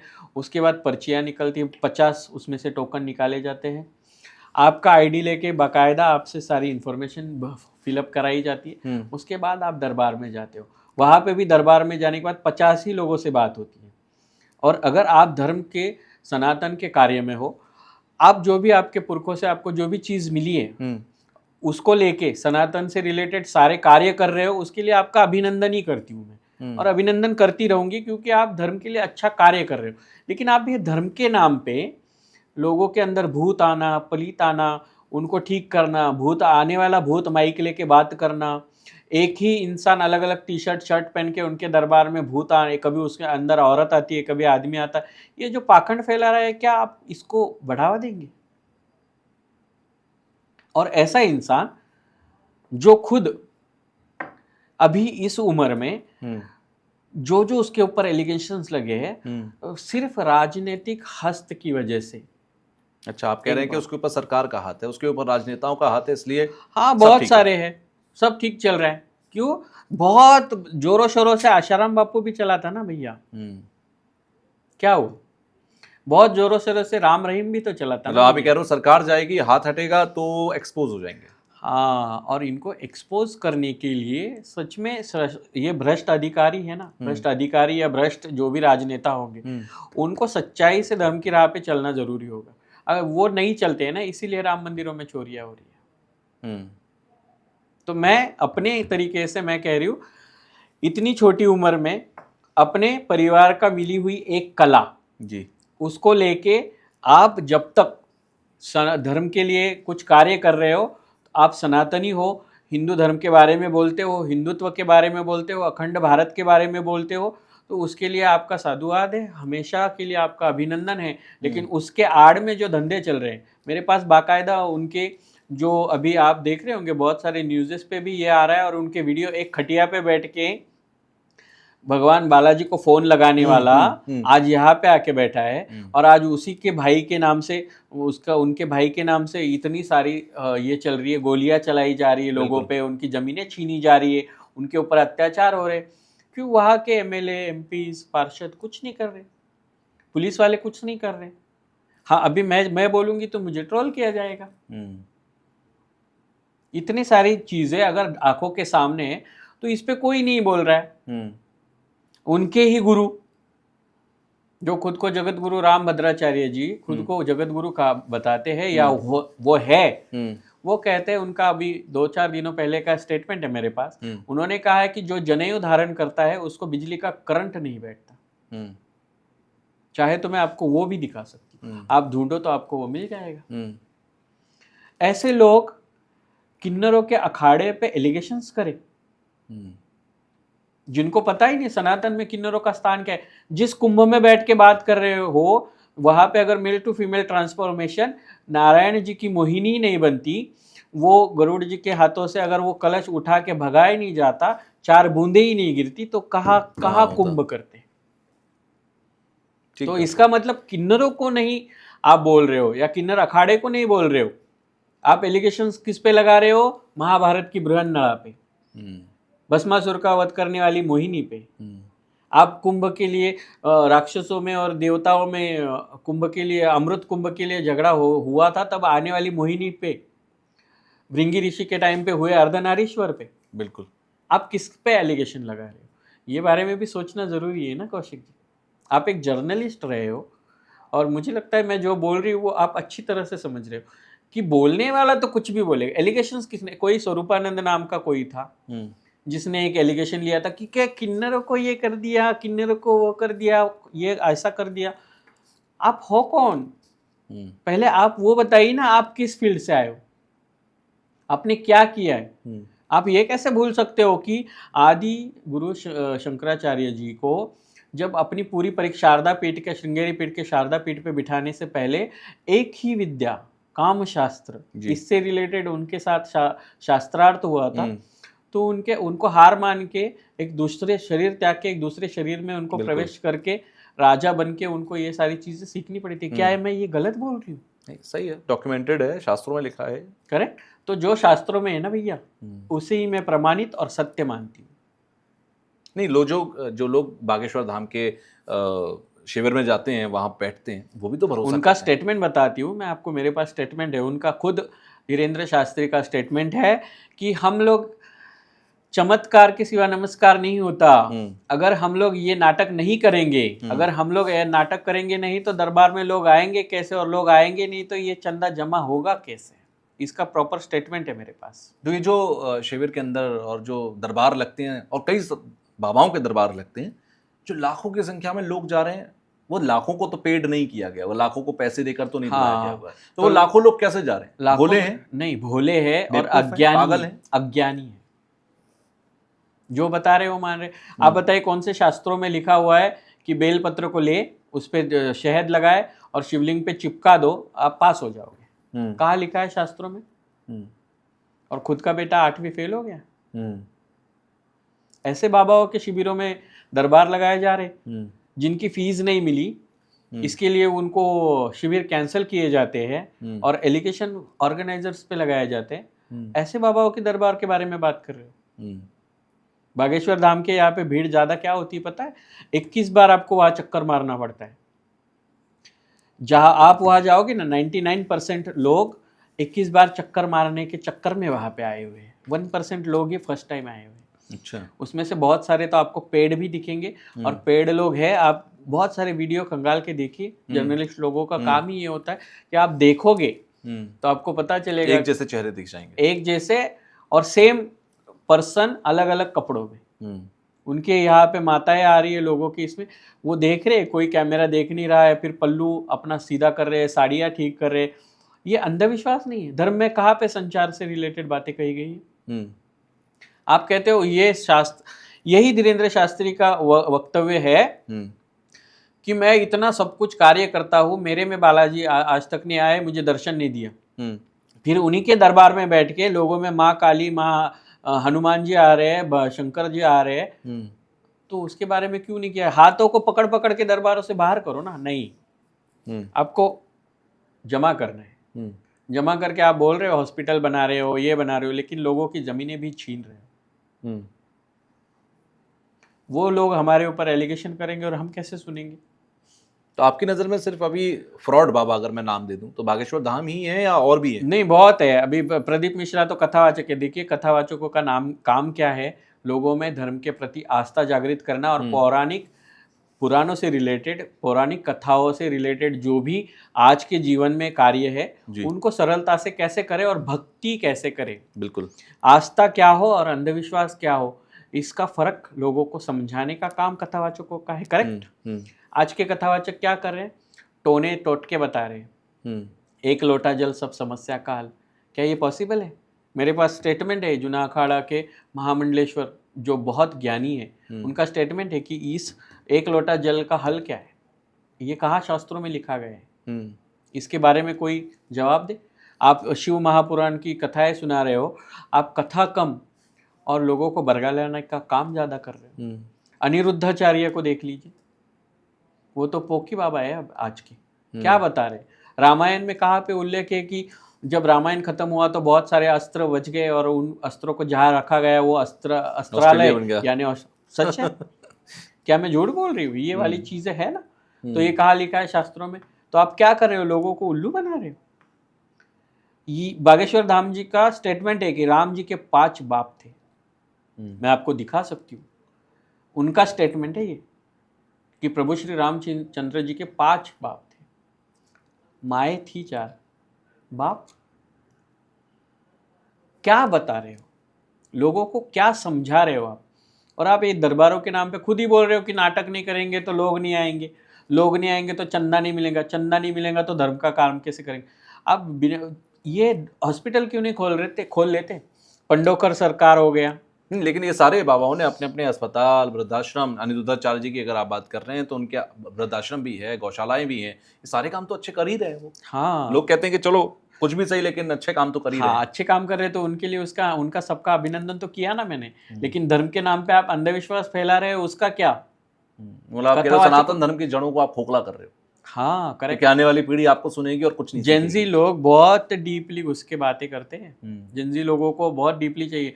जो लड़के आज राम सेतु या रामायण इन सारी चीज़ों को कल्पनाएं मानते हैं, वो क्या आगे चल के पीढ़ी को रामायण महाभारत की कथाएं सुना पाएंगे? अनिरुद्धाचार्य, देवकी नंदन जी की मैं इतनी इज्जत करती हूँ। देवकी नंदन जी अपने 9th स्टैंडर्ड के बच्चे को, 15 साल के बच्चे को गद्दी पे बिठा देते हैं। लॉन्च कर रहे हैं, अगर व्यवसाय की भाषा में बात करूं, बिजनेस की भाषा में लॉन्च कर रहे हैं। पंडोकर सरकार अपने 6 साल के बेटे को गद्दीपति घोषित कर रहे हैं। अभी तक उनको कुछ नहीं आता है और लोग उनके पैर छू रहे हैं। क्या शास्त्र का ज्ञान दिया आपने? क्या शास्त्रार्थ किया? फिर ये सारे दरबार लगा रहे हैं, इनको किसी का वरद हस्त होगा ना। आसाराम बापू ने हरिओम का कितना बड़ा पाठ किया था, पूरी दुनिया में आसाराम बापू फेमस थे। बिल्कुल थे कि नहीं? क्या हुआ आसाराम बापू का? पूरी दुनिया में राम रहीम फेमस था। क्या हुआ राम रहीम का? नित्यानंद पूरी दुनिया में फेमस था। क्या हुआ नित्यानंद का? कि उसके बारे में नहीं बोले हम लोग। हम धर्म के विरुद्ध तो नहीं बोल रहे हैं ना। आप तो धर्म के कार्य करने के नाम पे लोगों को उल्लू बना रहे हैं। आपने जैसे कहा कि बाबाओं के सर पर सरकारों का हाथ होता है, नेताओं का हाथ होता है, इसलिए वो सही रहते हैं। बहुत सारे लोग ये भी कहते हैं कि राम रहीम को फंसाया गया, वो गलत थे नहीं, वो सबूत पैदा किए गए जिससे कि वो फंस जाएं। क्यों? क्योंकि सरकारों का राजनीति का शिकार हुए। आसाराम बापू के बारे में भी लोग यही कहते हैं, या वो लोग खासतौर पर जो उन्हें मानते हैं। बहुत सारे लोग आज भी आसाराम बापू की तस्वीर रख के पूजा करते हैं। हाँ, देखा राम है। रहीम को आज भी लोग पिताजी मानते हैं। पंजाब हरियाणा में आप चले जाइए, आपको क्या लगता है क्या सही है? जब कोई सत्ता से ज्यादा हावी होने लग जाए ना, जी। उसके साथ षड्यंत्र तो पुरानों से चलते आ रहे हैं, हम्म, अभी की बातें नहीं है। तो शायद कोई सही रहा होगा, और उसके साथ अगर षड्यंत्र भी किया होगा, तो जो आंखों देखी कानों सुनी होती है वही हमेशा सत्य नहीं होती है। बिल्कुल। तो हो सकता है अभी बागेश्वर धाम के बारे में जो दिखाया जा रहा है या जो देख रहे हैं, लेकिन वहाँ न्यूज़ रिपोर्टर्स जाके आए हैं, उन्होंने सारी ये न्यूज़ कवर किए। बिल्कुल। बड़े बड़े चैनल्स नहीं दिखा रहे ये सब। वहाँ पे किस तरह से लोगों की ज़मीनें छीनी गई, किस तरह से बागेश्वर धाम ट्रस्ट के नाम से वो रजिस्टर हो रही है, और किस तरह से उनके भाइयों के हाथों से गोलियां चली, लोगों को मारपीट किया गया, ये सारी भी बातें आ रही है। तो क्या ये षड्यंत्र हो सकते? ठीक है, राम रहीम और वो तो अभी अपनी अपनी सजाएं काट रहे हैं। सजाएं काट साबित रहे हो चुके हैं, है दोषी कि करार हो चुके हैं। दोषी करार हो चुके। तो इस भारत में जो दोषी करार होता है वो दोषी ही होता है। बिल्कुल। हमेशा दोषी दोषी ही नहीं करार किया जा सकता है, ये भी कहते हैं लोग, लेकिन है तो है। जो आंखों को अभी सामने दिख रहा है, उनसे ये अनिरुद्धाचार्य हो, लॉन्च करने वाले देवकीनंदन जी हो, या फिर पंडोकर सरकार हो, मनोना धाम में जो बिल्कुल। वो है पानी की बोतलों से कैंसर, ये बाबा है। मुझे एकदम बहुत सुंदर आपने कहा कि इन्होंने अस्पताल बनाए, ये बनाए, वो बनाए, फिर वहाँ पे डॉक्टर्स क्यों अपॉइंट कर रहे हो? आप खुद वहाँ पे जाके बैठो और आप as a surgeon, as a doctor, आप उनके इलाज करो, पानी पिलाओ, ठीक करो। ठीक करो। इसके लिए इसके बारे में कोई ध्यान नहीं दे रहा है। ये ना एक वोट बैंक होती है इनकी, इसलिए वहाँ के एमएलएज, वहाँ के राजनेता उनको ये कर लेते। हमारे पीएम बागेश्वर धाम को भाई बोल देते। ये इसीलिए सीजेपी जैसी पार्टियां, और कल आई हुई दिमागी नक्सल पार्टी, चुनाव के आखिरी दिनों में तय होता है कि मंच से क्या बोला जाएगा, जिससे कि वोट पोलराइजेशन किया जा सके। ये तो बड़े लेवल पर होता है। हाँ, तो ये बाबाओं के साथ भी वही होता है, और लोगों का ध्यान भटकाने का काम भी ऐसी तरह से हो रहा है। इसीलिए कहते हैं ना कि धर्म के नाम पे पाखंड चल रहा है, और जब तक ये दिखता रहेगा मैं बोलती रहूंगी। ऐसे 3 बाबा जो आपको लगते हैं आज के ज़माने में बिल्कुल सही हैं, ये धर्म की बात सुना रहे हैं, लेकिन कोई सुन रहा है, कोई नहीं सुन रहा। ऐसे 3 बाबा आपकी नज़र में है कोई? 3 नहीं, मैं श्री श्री रविशंकर जी का नाम लूंगी सिर्फ। अच्छा। कि मैं आज तक आर्ट ऑफ लिविंग का जो भी चला रहे हैं, उनसे जो भी आज तक जिन भी लोगों से मिली हूँ, या खुद गुरुदेव जी से भी मैंने जो बातें सुनी है, उनको अनसुना किया जाता है शायद। उतनी है, उनका भी बहुत बड़ा एक फॉलोअरशिप है, लेकिन बागेश्वर धाम जैसा उनका सोशल मीडिया रील वाले बाबा नहीं है। हाँ, उनका इतना ट्रेंड नहीं। अभी तो 16 साल का लड़का, आप देखिए, 16 साल का एक लड़का अजय पार धाम चला रहा है, और वो धीरेन्द्र शास्त्री उनसे बिल्कुल। मतलब ये आगे का आने वाला जिनजी लोगों को, आगे के आने वाले लोगों को भी ये दरबारों की टेंडेंसी दी जा रही है। जैसे दिल्ली में पहले सिर्फ अंजलि माँ थी लोगों की, जो झुग्गियों में दरबार लगाती थी, डंडे डंडे से मार खाई तब माँ काली कहा थी पता नहीं, शर्ट पैंट पहन के लड़कियों के साथ डांस करी तब माँ काली कहा थी पता नहीं। और उसने ये सारा दरबारों का ट्रेंड यहाँ पे नोएडा में है, दिल्ली में है, सभी जगहों पे, फरीदाबाद में, हरियाणा में ट्रेंड शुरू कर दिए। धीरे से ऊपर तक जाने की सीढ़ियाँ ही यही से बनती हैं। और जब तक वहाँ का पुलिस प्रशासन ठीक से काम नहीं करता, जब तक वहाँ का राजनीतिक ठीक से काम नहीं करता, तब तक मुझे लगता है कि पीएम सही है, लेकिन उन तक बातें पहुंचाने वाला मीडिएटर शायद गलत हो। तो लेकिन पीएम के अभी कल परसों की भाषण में देख लीजिए क्या चल रहा है। मतलब जेनजी लोग बोलेंगे नहीं, क्योंकि मैं मिलेनियल्स से हूँ, मैं जेनजी नहीं हूँ, लेकिन जेनजी लोगों के साथ उठना बैठना है भैया। वो सवाल पूछते हैं। बिल्कुल। एक लड़के ने सवाल पूछ लिया किसी बाबा से कि बाबा, हमने सुना है कि प्रभु श्री माता सीता की शादी में प्रभु श्री रामचंद्र जी के साथ रावण भी थे। जी थे, वर्णन है वैसे। तो उनको कोई इनविटेशन देने गया होगा ना, तो वो जैसे गया इनविटेशन देने, वैसे ही प्रभु श्री रामचंद्र जी क्यों नहीं गए लंका में? उनको राम सेतु बांधने की जरूरत क्या पड़ी? ऐसी सोच रखने वाले जेंजीज है हमारे इंडिया में, बिल्कुल डीप नॉलेज रखने वाले। ये जो मंडोकारा में नारियल तोड़ के उसमें से आग निकालना, उसमें से कॉइन निकालना, ये छोटे छोटे फॉस्फेट और कार्बाइड के आराम से। ये छोटे छोटे चीजें ना स्कूलों में पढ़ाई जाती थी। जबान पे कपूर जला लेने से कोई बाबा नहीं बन जाता है या उसमें माता नहीं आ जाती। ये भी शास्त्रीय सारी चीज़ें हैं, ये समझनी ज़रूरी है। और एलिगेशन करेंगे, अभी ये सवाल का जवाब है कि जो खुद को ऑथोराइज नहीं कर पा रहे वो दूसरों के महामंडलेश्वर होने या ना होने पे ऑथोराइजेशन खड़े करने वाले है कौन? प्रेमानंद बाबा के बारे में आप क्या सोचते हैं? पीआर टीम अच्छी है उनकी। अच्छा। हाँ, और बस वो शिव भक्त थे लेकिन राधे माँ की धुन में खो गए। काशी से ही वृंदावन पहुंचे। हाँ, काशी से वृंदावन पहुंचे और वहीं पे उनका चल रहा है पीआर टीम अभी तक। वहाँ जाके और सारी चीज़ें देख के ये पता चल रहा है कि पीआर टीम बहुत स्ट्रांग है। उनके बाद वहाँ बड़ा आश्रम बनेगा, उनकी मूर्तियाँ बनेगी, उनका बहुत बड़ा धाम होगा। ये आगे की फ्यूचर की तैयारी है। मतलब आप ये कह रहे हो एक भविष्य का तीर्थ तैयार हो रहा है। हाँ, वृंदावन के अंदर भी एक तीर्थ बन रहा है। हाँ, प्रेमानंद महाराज जी का एक तीर्थ बनेगा। ये लोग अभी पीआर टीम वही काम नहीं, तो ये इंटेंशनली क्योंकि प्रेमानंद बाबा के बारे में लोग कहते हैं कि उनको मोह माया से कोई लेना देना नहीं, उनको कोई लेना देना नहीं। उनको पर्सनली, मैंने कहा ना, पीएम अच्छे होंगे शायद, लेकिन पीएम के पास मैसेज पहुंचाने वाले मीडिएटर गलत हो सकते हैं। उसी तरह से प्रेमानंद महाराज जी सत्य है, लेकिन उन तक पहुंचते पहुंचते जो बातें हैं उनमें कितनी भी मिलावटें हो सकती हैं। प्रेमानंद महाराज जो कर रहे हैं वो सत्य के लिए कर रहे हैं, वो राधा जी से रिलेटेड कर रहे हैं। यानी इतनी सारी तकलीफ़ों के बाद भी कोई इंसान प्रवचन से अपने जीवन लोगों को सुधारने के ये अवसर दे रहा है तो वो इंसान ठीक ही है। लेकिन वहाँ पे जाके जब सच्चाई अलग तरह से पता चलेगी तो उसके बारे में भी बोला जा सकता। जेनजी के लिए सबसे सही बाबा कौन है जो उन्हें धर्म का सही भविष्य दिखा सके? मोदी बाबा। जेनजीस के लिए मैं बता रही हूँ जी, आपकी किताबें शास्त्र पुराण पढ़े। जेनजीस को पढ़ना अभी तो देखिए मोबाइल में वो, क्योंकि जेनजी नरेशन नहीं सुनता, वो लॉजिक मांगता है। वही पूछ कह रही हूँ मैं कि वो उनको नहीं सुनना है, कोई बाबा का ये नहीं करना है उनको, लेकिन फिर भी कुछ मजा लेने के लिए भी पहुंच जाते हैं बाबा लोगों के दरबारों में। तो कौन सा बाबा सही है ऐसा कहने से अच्छा पढ़ो लिखो आगे बढ़ो। जब तक पढ़ोगे नहीं तब तक आप उसका लॉजिक नहीं लगा पाओगे, और लॉजिक नहीं लगाओगे तो उस चीज़ को आप प्रमाण नहीं मानोगे।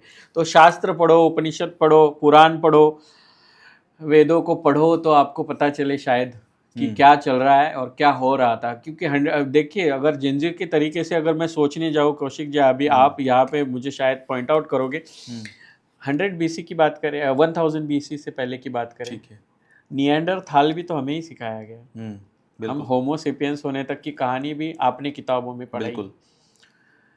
हिमयुग था, फिर अश्मयुग आया, गुफा में रहने वाले लोग अचानक से घर बनाना सीख गए, फिर आग जलाना सीख गए, शिकार करना सीख गए, फिर गेहूँ उगाना सीख गए, बीज बोना सीख गए, गेहूँ उगाना सीख गए, और धीरे धीरे फिर चलते आए। फिर रामायण कब हुआ, फिर महाभारत कब हुआ, ये पूछने वाले जेनजी है ना हमारे बिल्कुल। पास। तो हमें ये सारी चीज़ों का कल्प होते हैं ना, जैसे सतयुग त्रेता युग का कल्प हो, तो ये किसी कल्प की बात रही होगी। रामायण किसी और कल्प का रहा होगा, द्वापर युग किसी और, द्वापर युग में कृष्णा जी आए वो किसी और कल्प का रहा होगा।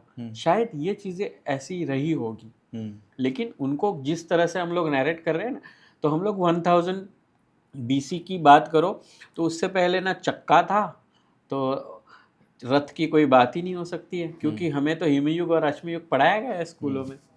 तो जेनजी ये सोचेंगे, तो जेनजी जब तक ठीक से पढ़ेंगे नहीं तो आगे बढ़ेंगे नहीं, उनको पता ही नहीं चलेगा कि लॉजिक कहाँ से कहाँ तक का था।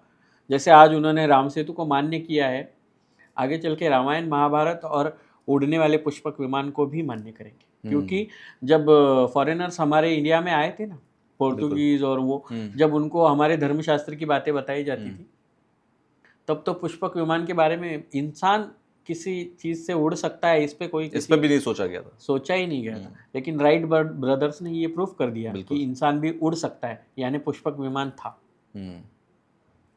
तो सोचने पे मजबूर करने वाली ये जेंजी कम्युनिटी है। मतलब जेंजी को आपको कहानी नहीं सुनानी पड़ेगी, आपको उन्हें बताना होगा कि ये Logically. पॉसिबल है, लॉजिकली यस ये पॉसिबल हो सकता है। यस, रथ नहीं थे ऐसा कहा जाता है। बहुत लोगों ने एलिगेशंस लिए कि रामायण के रथ नहीं थे या महाभारत में रथ नहीं था। अभी कुछ दिनों पहले यूपी बिहार के पास में बिल्कुल। एक उत्खनन में एक रथ जैसी दिखने वाली बिल्कुल। चीज पाई गई है, जिसको बकायदा 4 पहिए है, जिसपे तांबे पीतल से नक्शीकाम किया गया है, सुवर्णों से चांदी से काम किया गया है, जिसको घोड़ा लगा के रथ के जैसा दौड़ाया जा सकता था।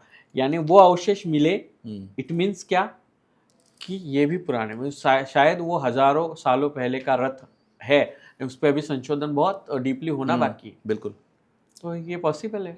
अगर महाराष्ट्र का कैलाश मंदिर ऊपर से नीचे बन सकता है तो लॉजिकल बातें लोगों को सुनाओ तो पुष्पक विमान भी माना जा सकता है। अच्छा, आखिर में मैं बस ये चाहूँगा, क्योंकि जेंजी की जब हम बात कर रहे हैं, आप ही की तरह बहुत सारे सागर होंगे जो किसी के शरीर में होंगे, और वो अपने आप, क्योंकि आपके पास माँ थी, मैं 1-2 ऐसे भी व्यक्ति को जानता हूँ जिनके घर में कोई सपोर्ट नहीं था। ऐसे लोगों को आप क्या कहोगे? वो कैसे फाइट करें अपने आप से या अपने समाज से या अपने समाज परिवार से फाइट करने की ज़रूरत नहीं है। पहले तो फैमिली मेम्बर्स जो है ना, वो उनको अगर एक बार समझ ले, समाज को फेस करना किसे होता है पता है? मम्मी पापा को। लेकिन हमारे यहाँ पे वो चुगली वाली कंडीशन होती है। जी। मम्मी को दूसरी कहती है, सरिता का लड़का देखा लड़कियों जैसा, या फिर संजय का लड़का देखा। ये वाली कंडीशंस की वजह से माँ बाप ना टूट जाते हैं। लेकिन बहुत सारे माँ बाप अभी ऐसे हैं जो हमें एक्सेप्ट करते हैं और हमें आगे बढ़ाते हैं। समझ रहे हैं। बहुत सारे लोगों को भाई उनको करता है प्रोटेक्ट, या बहन प्रोटेक्ट करती है, या फिर ट्रांसजेंडर मेल्स ही नहीं, ट्रांसजेंडर फीमेल्स भी, बिल्कुल। जो ट्रांसमेंस बनते हैं, ट्रांसमेंस भी हमारे कम्युनिटी के भाई है। तो ट्रांसजेंडर वुमेन्स ही नहीं, ट्रांस वुमेन्स ही नहीं, तो ट्रांस मेंस भी, बिल्कुल। उनकी भी दुविधाएं समझ में आनी चाहिए। मुझे लगता है खुद को पहचानना सीखो, और समाज से लड़ने से ज़्यादा ना समाज की तरफ पीठ दिखा के सेल्फी निकालना सीखो। ये समाज अपने आप आपको अपना लेगा। सागर को भी लोग नहीं मानते थे, लेकिन शिवलक्ष्मी आज मान रहे हैं ना। आपको सुन रहे हैं, यहाँ तक जितने भी लोग पॉडकास्ट देख रहे हैं वो आपको सुन रहे हैं, यानी कि आपको एडमिट कर रहे हैं। यस, इसका मतलब ये है कि लोगों को मानने पे मजबूर करो कि अब क्या नहीं रहा किन्नर कम्युनिटी में। IAS बन गए, बिल्कुल, मेयर बन गए, मंत्री या MLA बन के हो गया, MP बन के हो गया, मुझे बताइए कि पार्षद बन के हो गए। बहुत सारे पार्षद भी अभी हरियाणा चंडीगढ़ में भी पार्षद हुए, स्वराज्य संस्थाओं में भी आ गए, नगर परिषदों में, महानगर पालिकाओं में आ गए, काउंसिलर्स बन गए। बहुत जगह पे सारी चीज़ें बन रही है। लेकिन धीरे धीरे डॉक्टर्स बने, कलेक्टर बने। अभी हमारे बंगाल में आप देखिए, मंडल जी है जो प्रिंसिपल है, जज है, वकील है, डॉक्टरेट लेके बैठे स्टिल आपको लगता है समाज एक्सेप्ट कर रहा है जिस तरह से दूसरों को एक्सेप्ट करता है? समाज एक्सेप्ट कर रहा है, लेकिन वापस फिर बात घूम फिर के नए कपड़े दे रहे हो, लेकिन नए कपड़ों में बटन नहीं है लगाने के। सरकार भी तो वैसी उसी तरह से हम लोगों को देख रही है ना। हम लोग उनके लिए एग्जिस्ट करते नहीं थे ना 1993 बिल्कुल। तो धीरे धीरे तो ये वोटिंग कार्ड वगैरह आए, हम इत्तू से लोग हैं, एकदम माइक्रो मेजोरिटी वाले लोग हैं। बिल्कुल।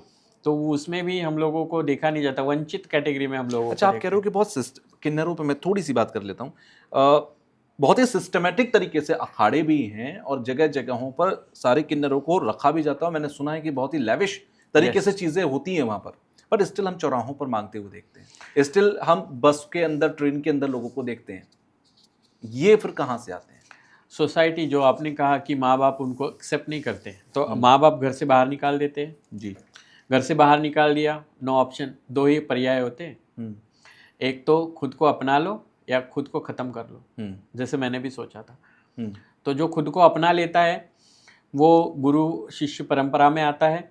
अगर पहले तो नहीं पढ़ाते थे, अभी तो हमारे गुरु शिष्य परंपरा में आने के बाद पढ़ाते भी हैं।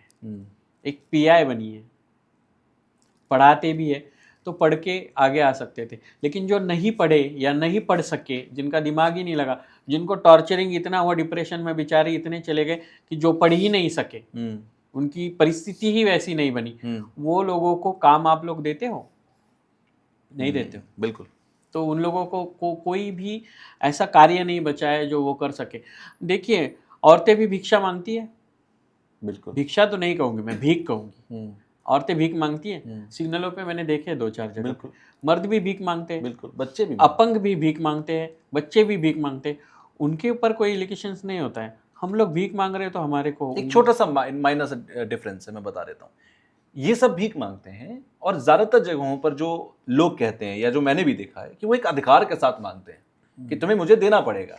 बस के अंदर ट्रेन के अंदर तुम्हें मुझे देना पड़ेगा। या मैंने बहुत सारे घरों में देखा है, जैसे एक मुझे बचपन की एक याद है कि एक बहुत ही गरीब परिवार था और उनके घर में बेटा हुआ था, तो मतलब उस बेटे को ले जाने को तो वो तैयार थे कि हमें पैसे नहीं दोगे तो हम तुम्हारा बच्चा ले जाएंगे। तो इस ऐसे भी लोग हैं, हर जगह कुछ गलत लोग भी होते हैं। हाँ, तो इस पे भी मैं आपको जवाब दूंगी। सब मर्द सेम नहीं होते। अपनी पत्नी को जलाने वाला भी होता है, पत्नी को रानी बना के रखने वाला भी होता है, डाकू भी होता है, चोर भी होता है। हर औरत सेम नहीं होती। पति को ड्रम में डालने वाली भी है, किले से धक्का देने वाली भी है, पति को परमेश्वर मानने वाली भी है। औरतें और मर्द अगर सेम नहीं होते तो हम लोगों में आप सब सेम एक्सपेक्ट ही कैसे करते हो? आपको क्यों लगता है कि आप सब सेम नहीं हो तो हम लोग सेम क्यों रहेंगे? हमें कुछ ज़्यादा जो पढ़े लिखे वो नौकरियां कर रहे हैं। हमारे दिल्ली में तो हमारे दिल्ली में एक ट्रांसजेंडर है जी, वो इतनी सुंदर तरीके से कार्य कर रही है कि उनको कोई ज़रूरत नहीं। एनजीओस के कार्य चल रहे हैं, उनके बिल्कुल। काम कर रहे हैं, वो अवेयरनेस का काम कर रही है। मैं वही देखता हूँ कि एक तरफ जब मैं ऐसे लोगों को देखता हूँ और एक पूरी मतलब मैं कहूँगा कि 50% की कम्युनिटी को देखता हूँ, उनको कुछ नहीं चाहिए, वो बल्कि सोसाइटी को दे रहे हैं। और दूसरी तरफ मैं देखता हूँ एक दूसरा चेहरा भी देखने को मिलता है। हाँ, तो ये वो लोगों की difference क्यों मजबूरी, वो लोगों की मजबूरी है कि वो पढ़े लिखे नहीं। जी। अगर थोड़े बहुत पढ़ भी लिए तो उनको कोई नौकरियां नहीं दे रहा है। किसी के घर में मेड नहीं है, ऐसी ट्रांसजेंडर मेड नहीं है, या कोई ऑफिस में अभी थोड़ा बहुत जो पढ़े लिखे हैं उनको मिलता है, लेकिन बाकियों को तो नहीं मिलता है। और सब हो जाने के बाद उनके पास कोई नहीं। परंपरागत जो व्यवसाय चलता आ रहा है किन्नरों का, किन्नरों को जो भिखारी बन के रखा है ना ब्रिटिशर्स ने 1873 से, तब से ये चलता आ रहा है कि उनको एक दुर्लक्षित समाज करके गांव से बाहर निकाल दिया, फिर उनके पास कोई काम ही नहीं बचा और तब से वो बधाइयाँ मांगते रहे और ढोलक और ये बधाई करते रहे। लेकिन पुराणों में भी वर्णन है, प्रभु श्री रामचंद्र जी के जन्म के वक्त भी किन्नरों का वर्णन है कि उन्होंने राजा दशरथ जी से बधाई ली थी। द्वापर युग में भी किन्नरों का वर्णन है, आप देखिएगा वहाँ पे भी वर्णन किया गया है कि नंद राजा से बधाई ली गई। बिल्कुल। तो ये सारी चीजें तब से चली आ रही है। हम लोग आशीर्वादित करने के लिए महंताई करते थे, महंताई से हम लोग अपनी नेक लेते थे। अभी देखने में सब लोग सेम नहीं कर रहे, कोई लोग आगे बढ़ रहे हैं, कोई लोग बस वहीं पे, लेकिन आप देखो कम हो रहे हैं, बहुत सारे लोग कम हो रहे हैं। और शायद कुछ गलतियां हमारी कम्युनिटी की भी रही होगी कि कुछ लोग एकदम आकांत तांडव कर देते हैं या फिर डरा धमका देते हैं, उसकी वजह से लोगों में एक डर बैठ गया है। लेकिन छोटी सी एक पिक्चर से आप पूरी फिल्म को ग्रेड तो नहीं दे दोगे। बिल्कुल। तो उसी तरह से जैसे लोग आदमी और औरत सेम नहीं है, वैसे हमारे में भी सब सेम नहीं है। मैं महामंडलेश्वर बन के बैठी हूँ तो मैं महामंडलेश्वर हूँ, लेकिन मेरे जैसी कोई और एक शिवलक्ष्मी है जो बिल्कुल पढ़ी लिखी नहीं होगी, वो आपको किसी सिग्नल पे खड़ी दिखेगी। तो फ़र्क तो सभी में है, तो हम लोगों में भी ये फ़र्क है। हाँ, हमें बहुत प्यार लाड प्यार से माँ बाप के घर से अब हम जब निकल जाते हैं तो लाड प्यार से हमारे गुरु हमें बहुत अच्छे से रखते हैं। जो गुरु खुद नहीं पढ़ लिख सके वो अपने शिष्यों को पढ़ाते हैं और हमें आगे बढ़ाते हैं। तो अभी जनरेशन बदल रही है, उस तरह से गुरुओं की थिंकिंग भी बदल रही है और मेंटेलिटी बदलने की वजह से समाज में हम लोगों को सम्मान और अच्छा मिल भी रहा है। अभी सभी जगहों के किन्नरों को देख के आंखें मिचमिचाई नहीं जाती है, हमको देख के स्माइल भी की जाती है। और ये मुझे नए ज़माने के लोगों के अंदर बहुत अच्छे से दिखा है कि उनके अंदर एक्सेप्टेंस है, वो एक्सेप्ट कर रहे हैं, वो समझ रहे हैं, वो एक समझदारी से चीज़ों को ले रहे हैं। सोशल मीडिया आ गया कौशिक जी, सोशल मीडिया पे पता चलता है कि what is male to female transformation surgery, what is male to female या फीमेल टू मेल सर्जरीज। उनको पता है वेजिनोप्लास्टी क्या होता है, एनलार्जमेंट क्या होता है, उनको पता है कि किस तरह से ये सारी चीज़ें की जाती है। तो उनको पता है ये भी हम में से एक है, तो वो उनको एक्सेप्ट कर लेते हैं, शादियां करते हैं, दोस्त बनते हैं। कितने ट्रांसजेंडर्स के साथ आप देखो उनके दोस्त थे, वो अच्छे से पढ़ाई एक साथ कर रहे हैं, टीचर्स बन रहे हैं, कुछ नौकरियों में उनके साथ काम कर रहे हैं। उनको लगता है कि मेल टू फीमेल ड्रेसिंग अलग करने से शायद सम्मान ना मिले, इसलिए वो उसी और देह में रह के भी अपने काम कर रहे हैं और बिल्कुल। आगे बढ़ रहे हैं। और मुझे पता है कि आगे चल के ऐसी बहुत सारी शिवलक्ष्मीज होंगी जो ऐसे पॉडकास्टों में बैठ के या याद रहेगा लोगों को। आगे की जनजी की जो संस्कृति रहेगी, वो लोग शायद ये ऐसा पॉडकास्ट तो तब भी दिखेगा ना मेरा वाला, बिल्कुल। तो तब तक जब तक है यूट्यूब तब तक तो मेरा पॉडकास्ट दिखेगा बिल्कुल। और उन लोगों को पता चलता रहेगा कि ऐसा सोचने वाली भी कोई थी। बहुत ज़रूरी है ये, और मैं तो बल्कि कहूँगा जितने भी लोग पॉडकास्ट देख रहे हैं कि अगर आपके आसपास कोई ऐसा है तो उसको इज्जत देना सीखिए, उसको सपोर्ट करना सीखिए, या फिर क्योंकि वो अपनी चाहत से ऐसा नहीं है, और बहुत ज़रूरी है कि हम सब उसका सपोर्ट सिस्टम बने, ना कि हम उसे क्रिटिसाइज करें।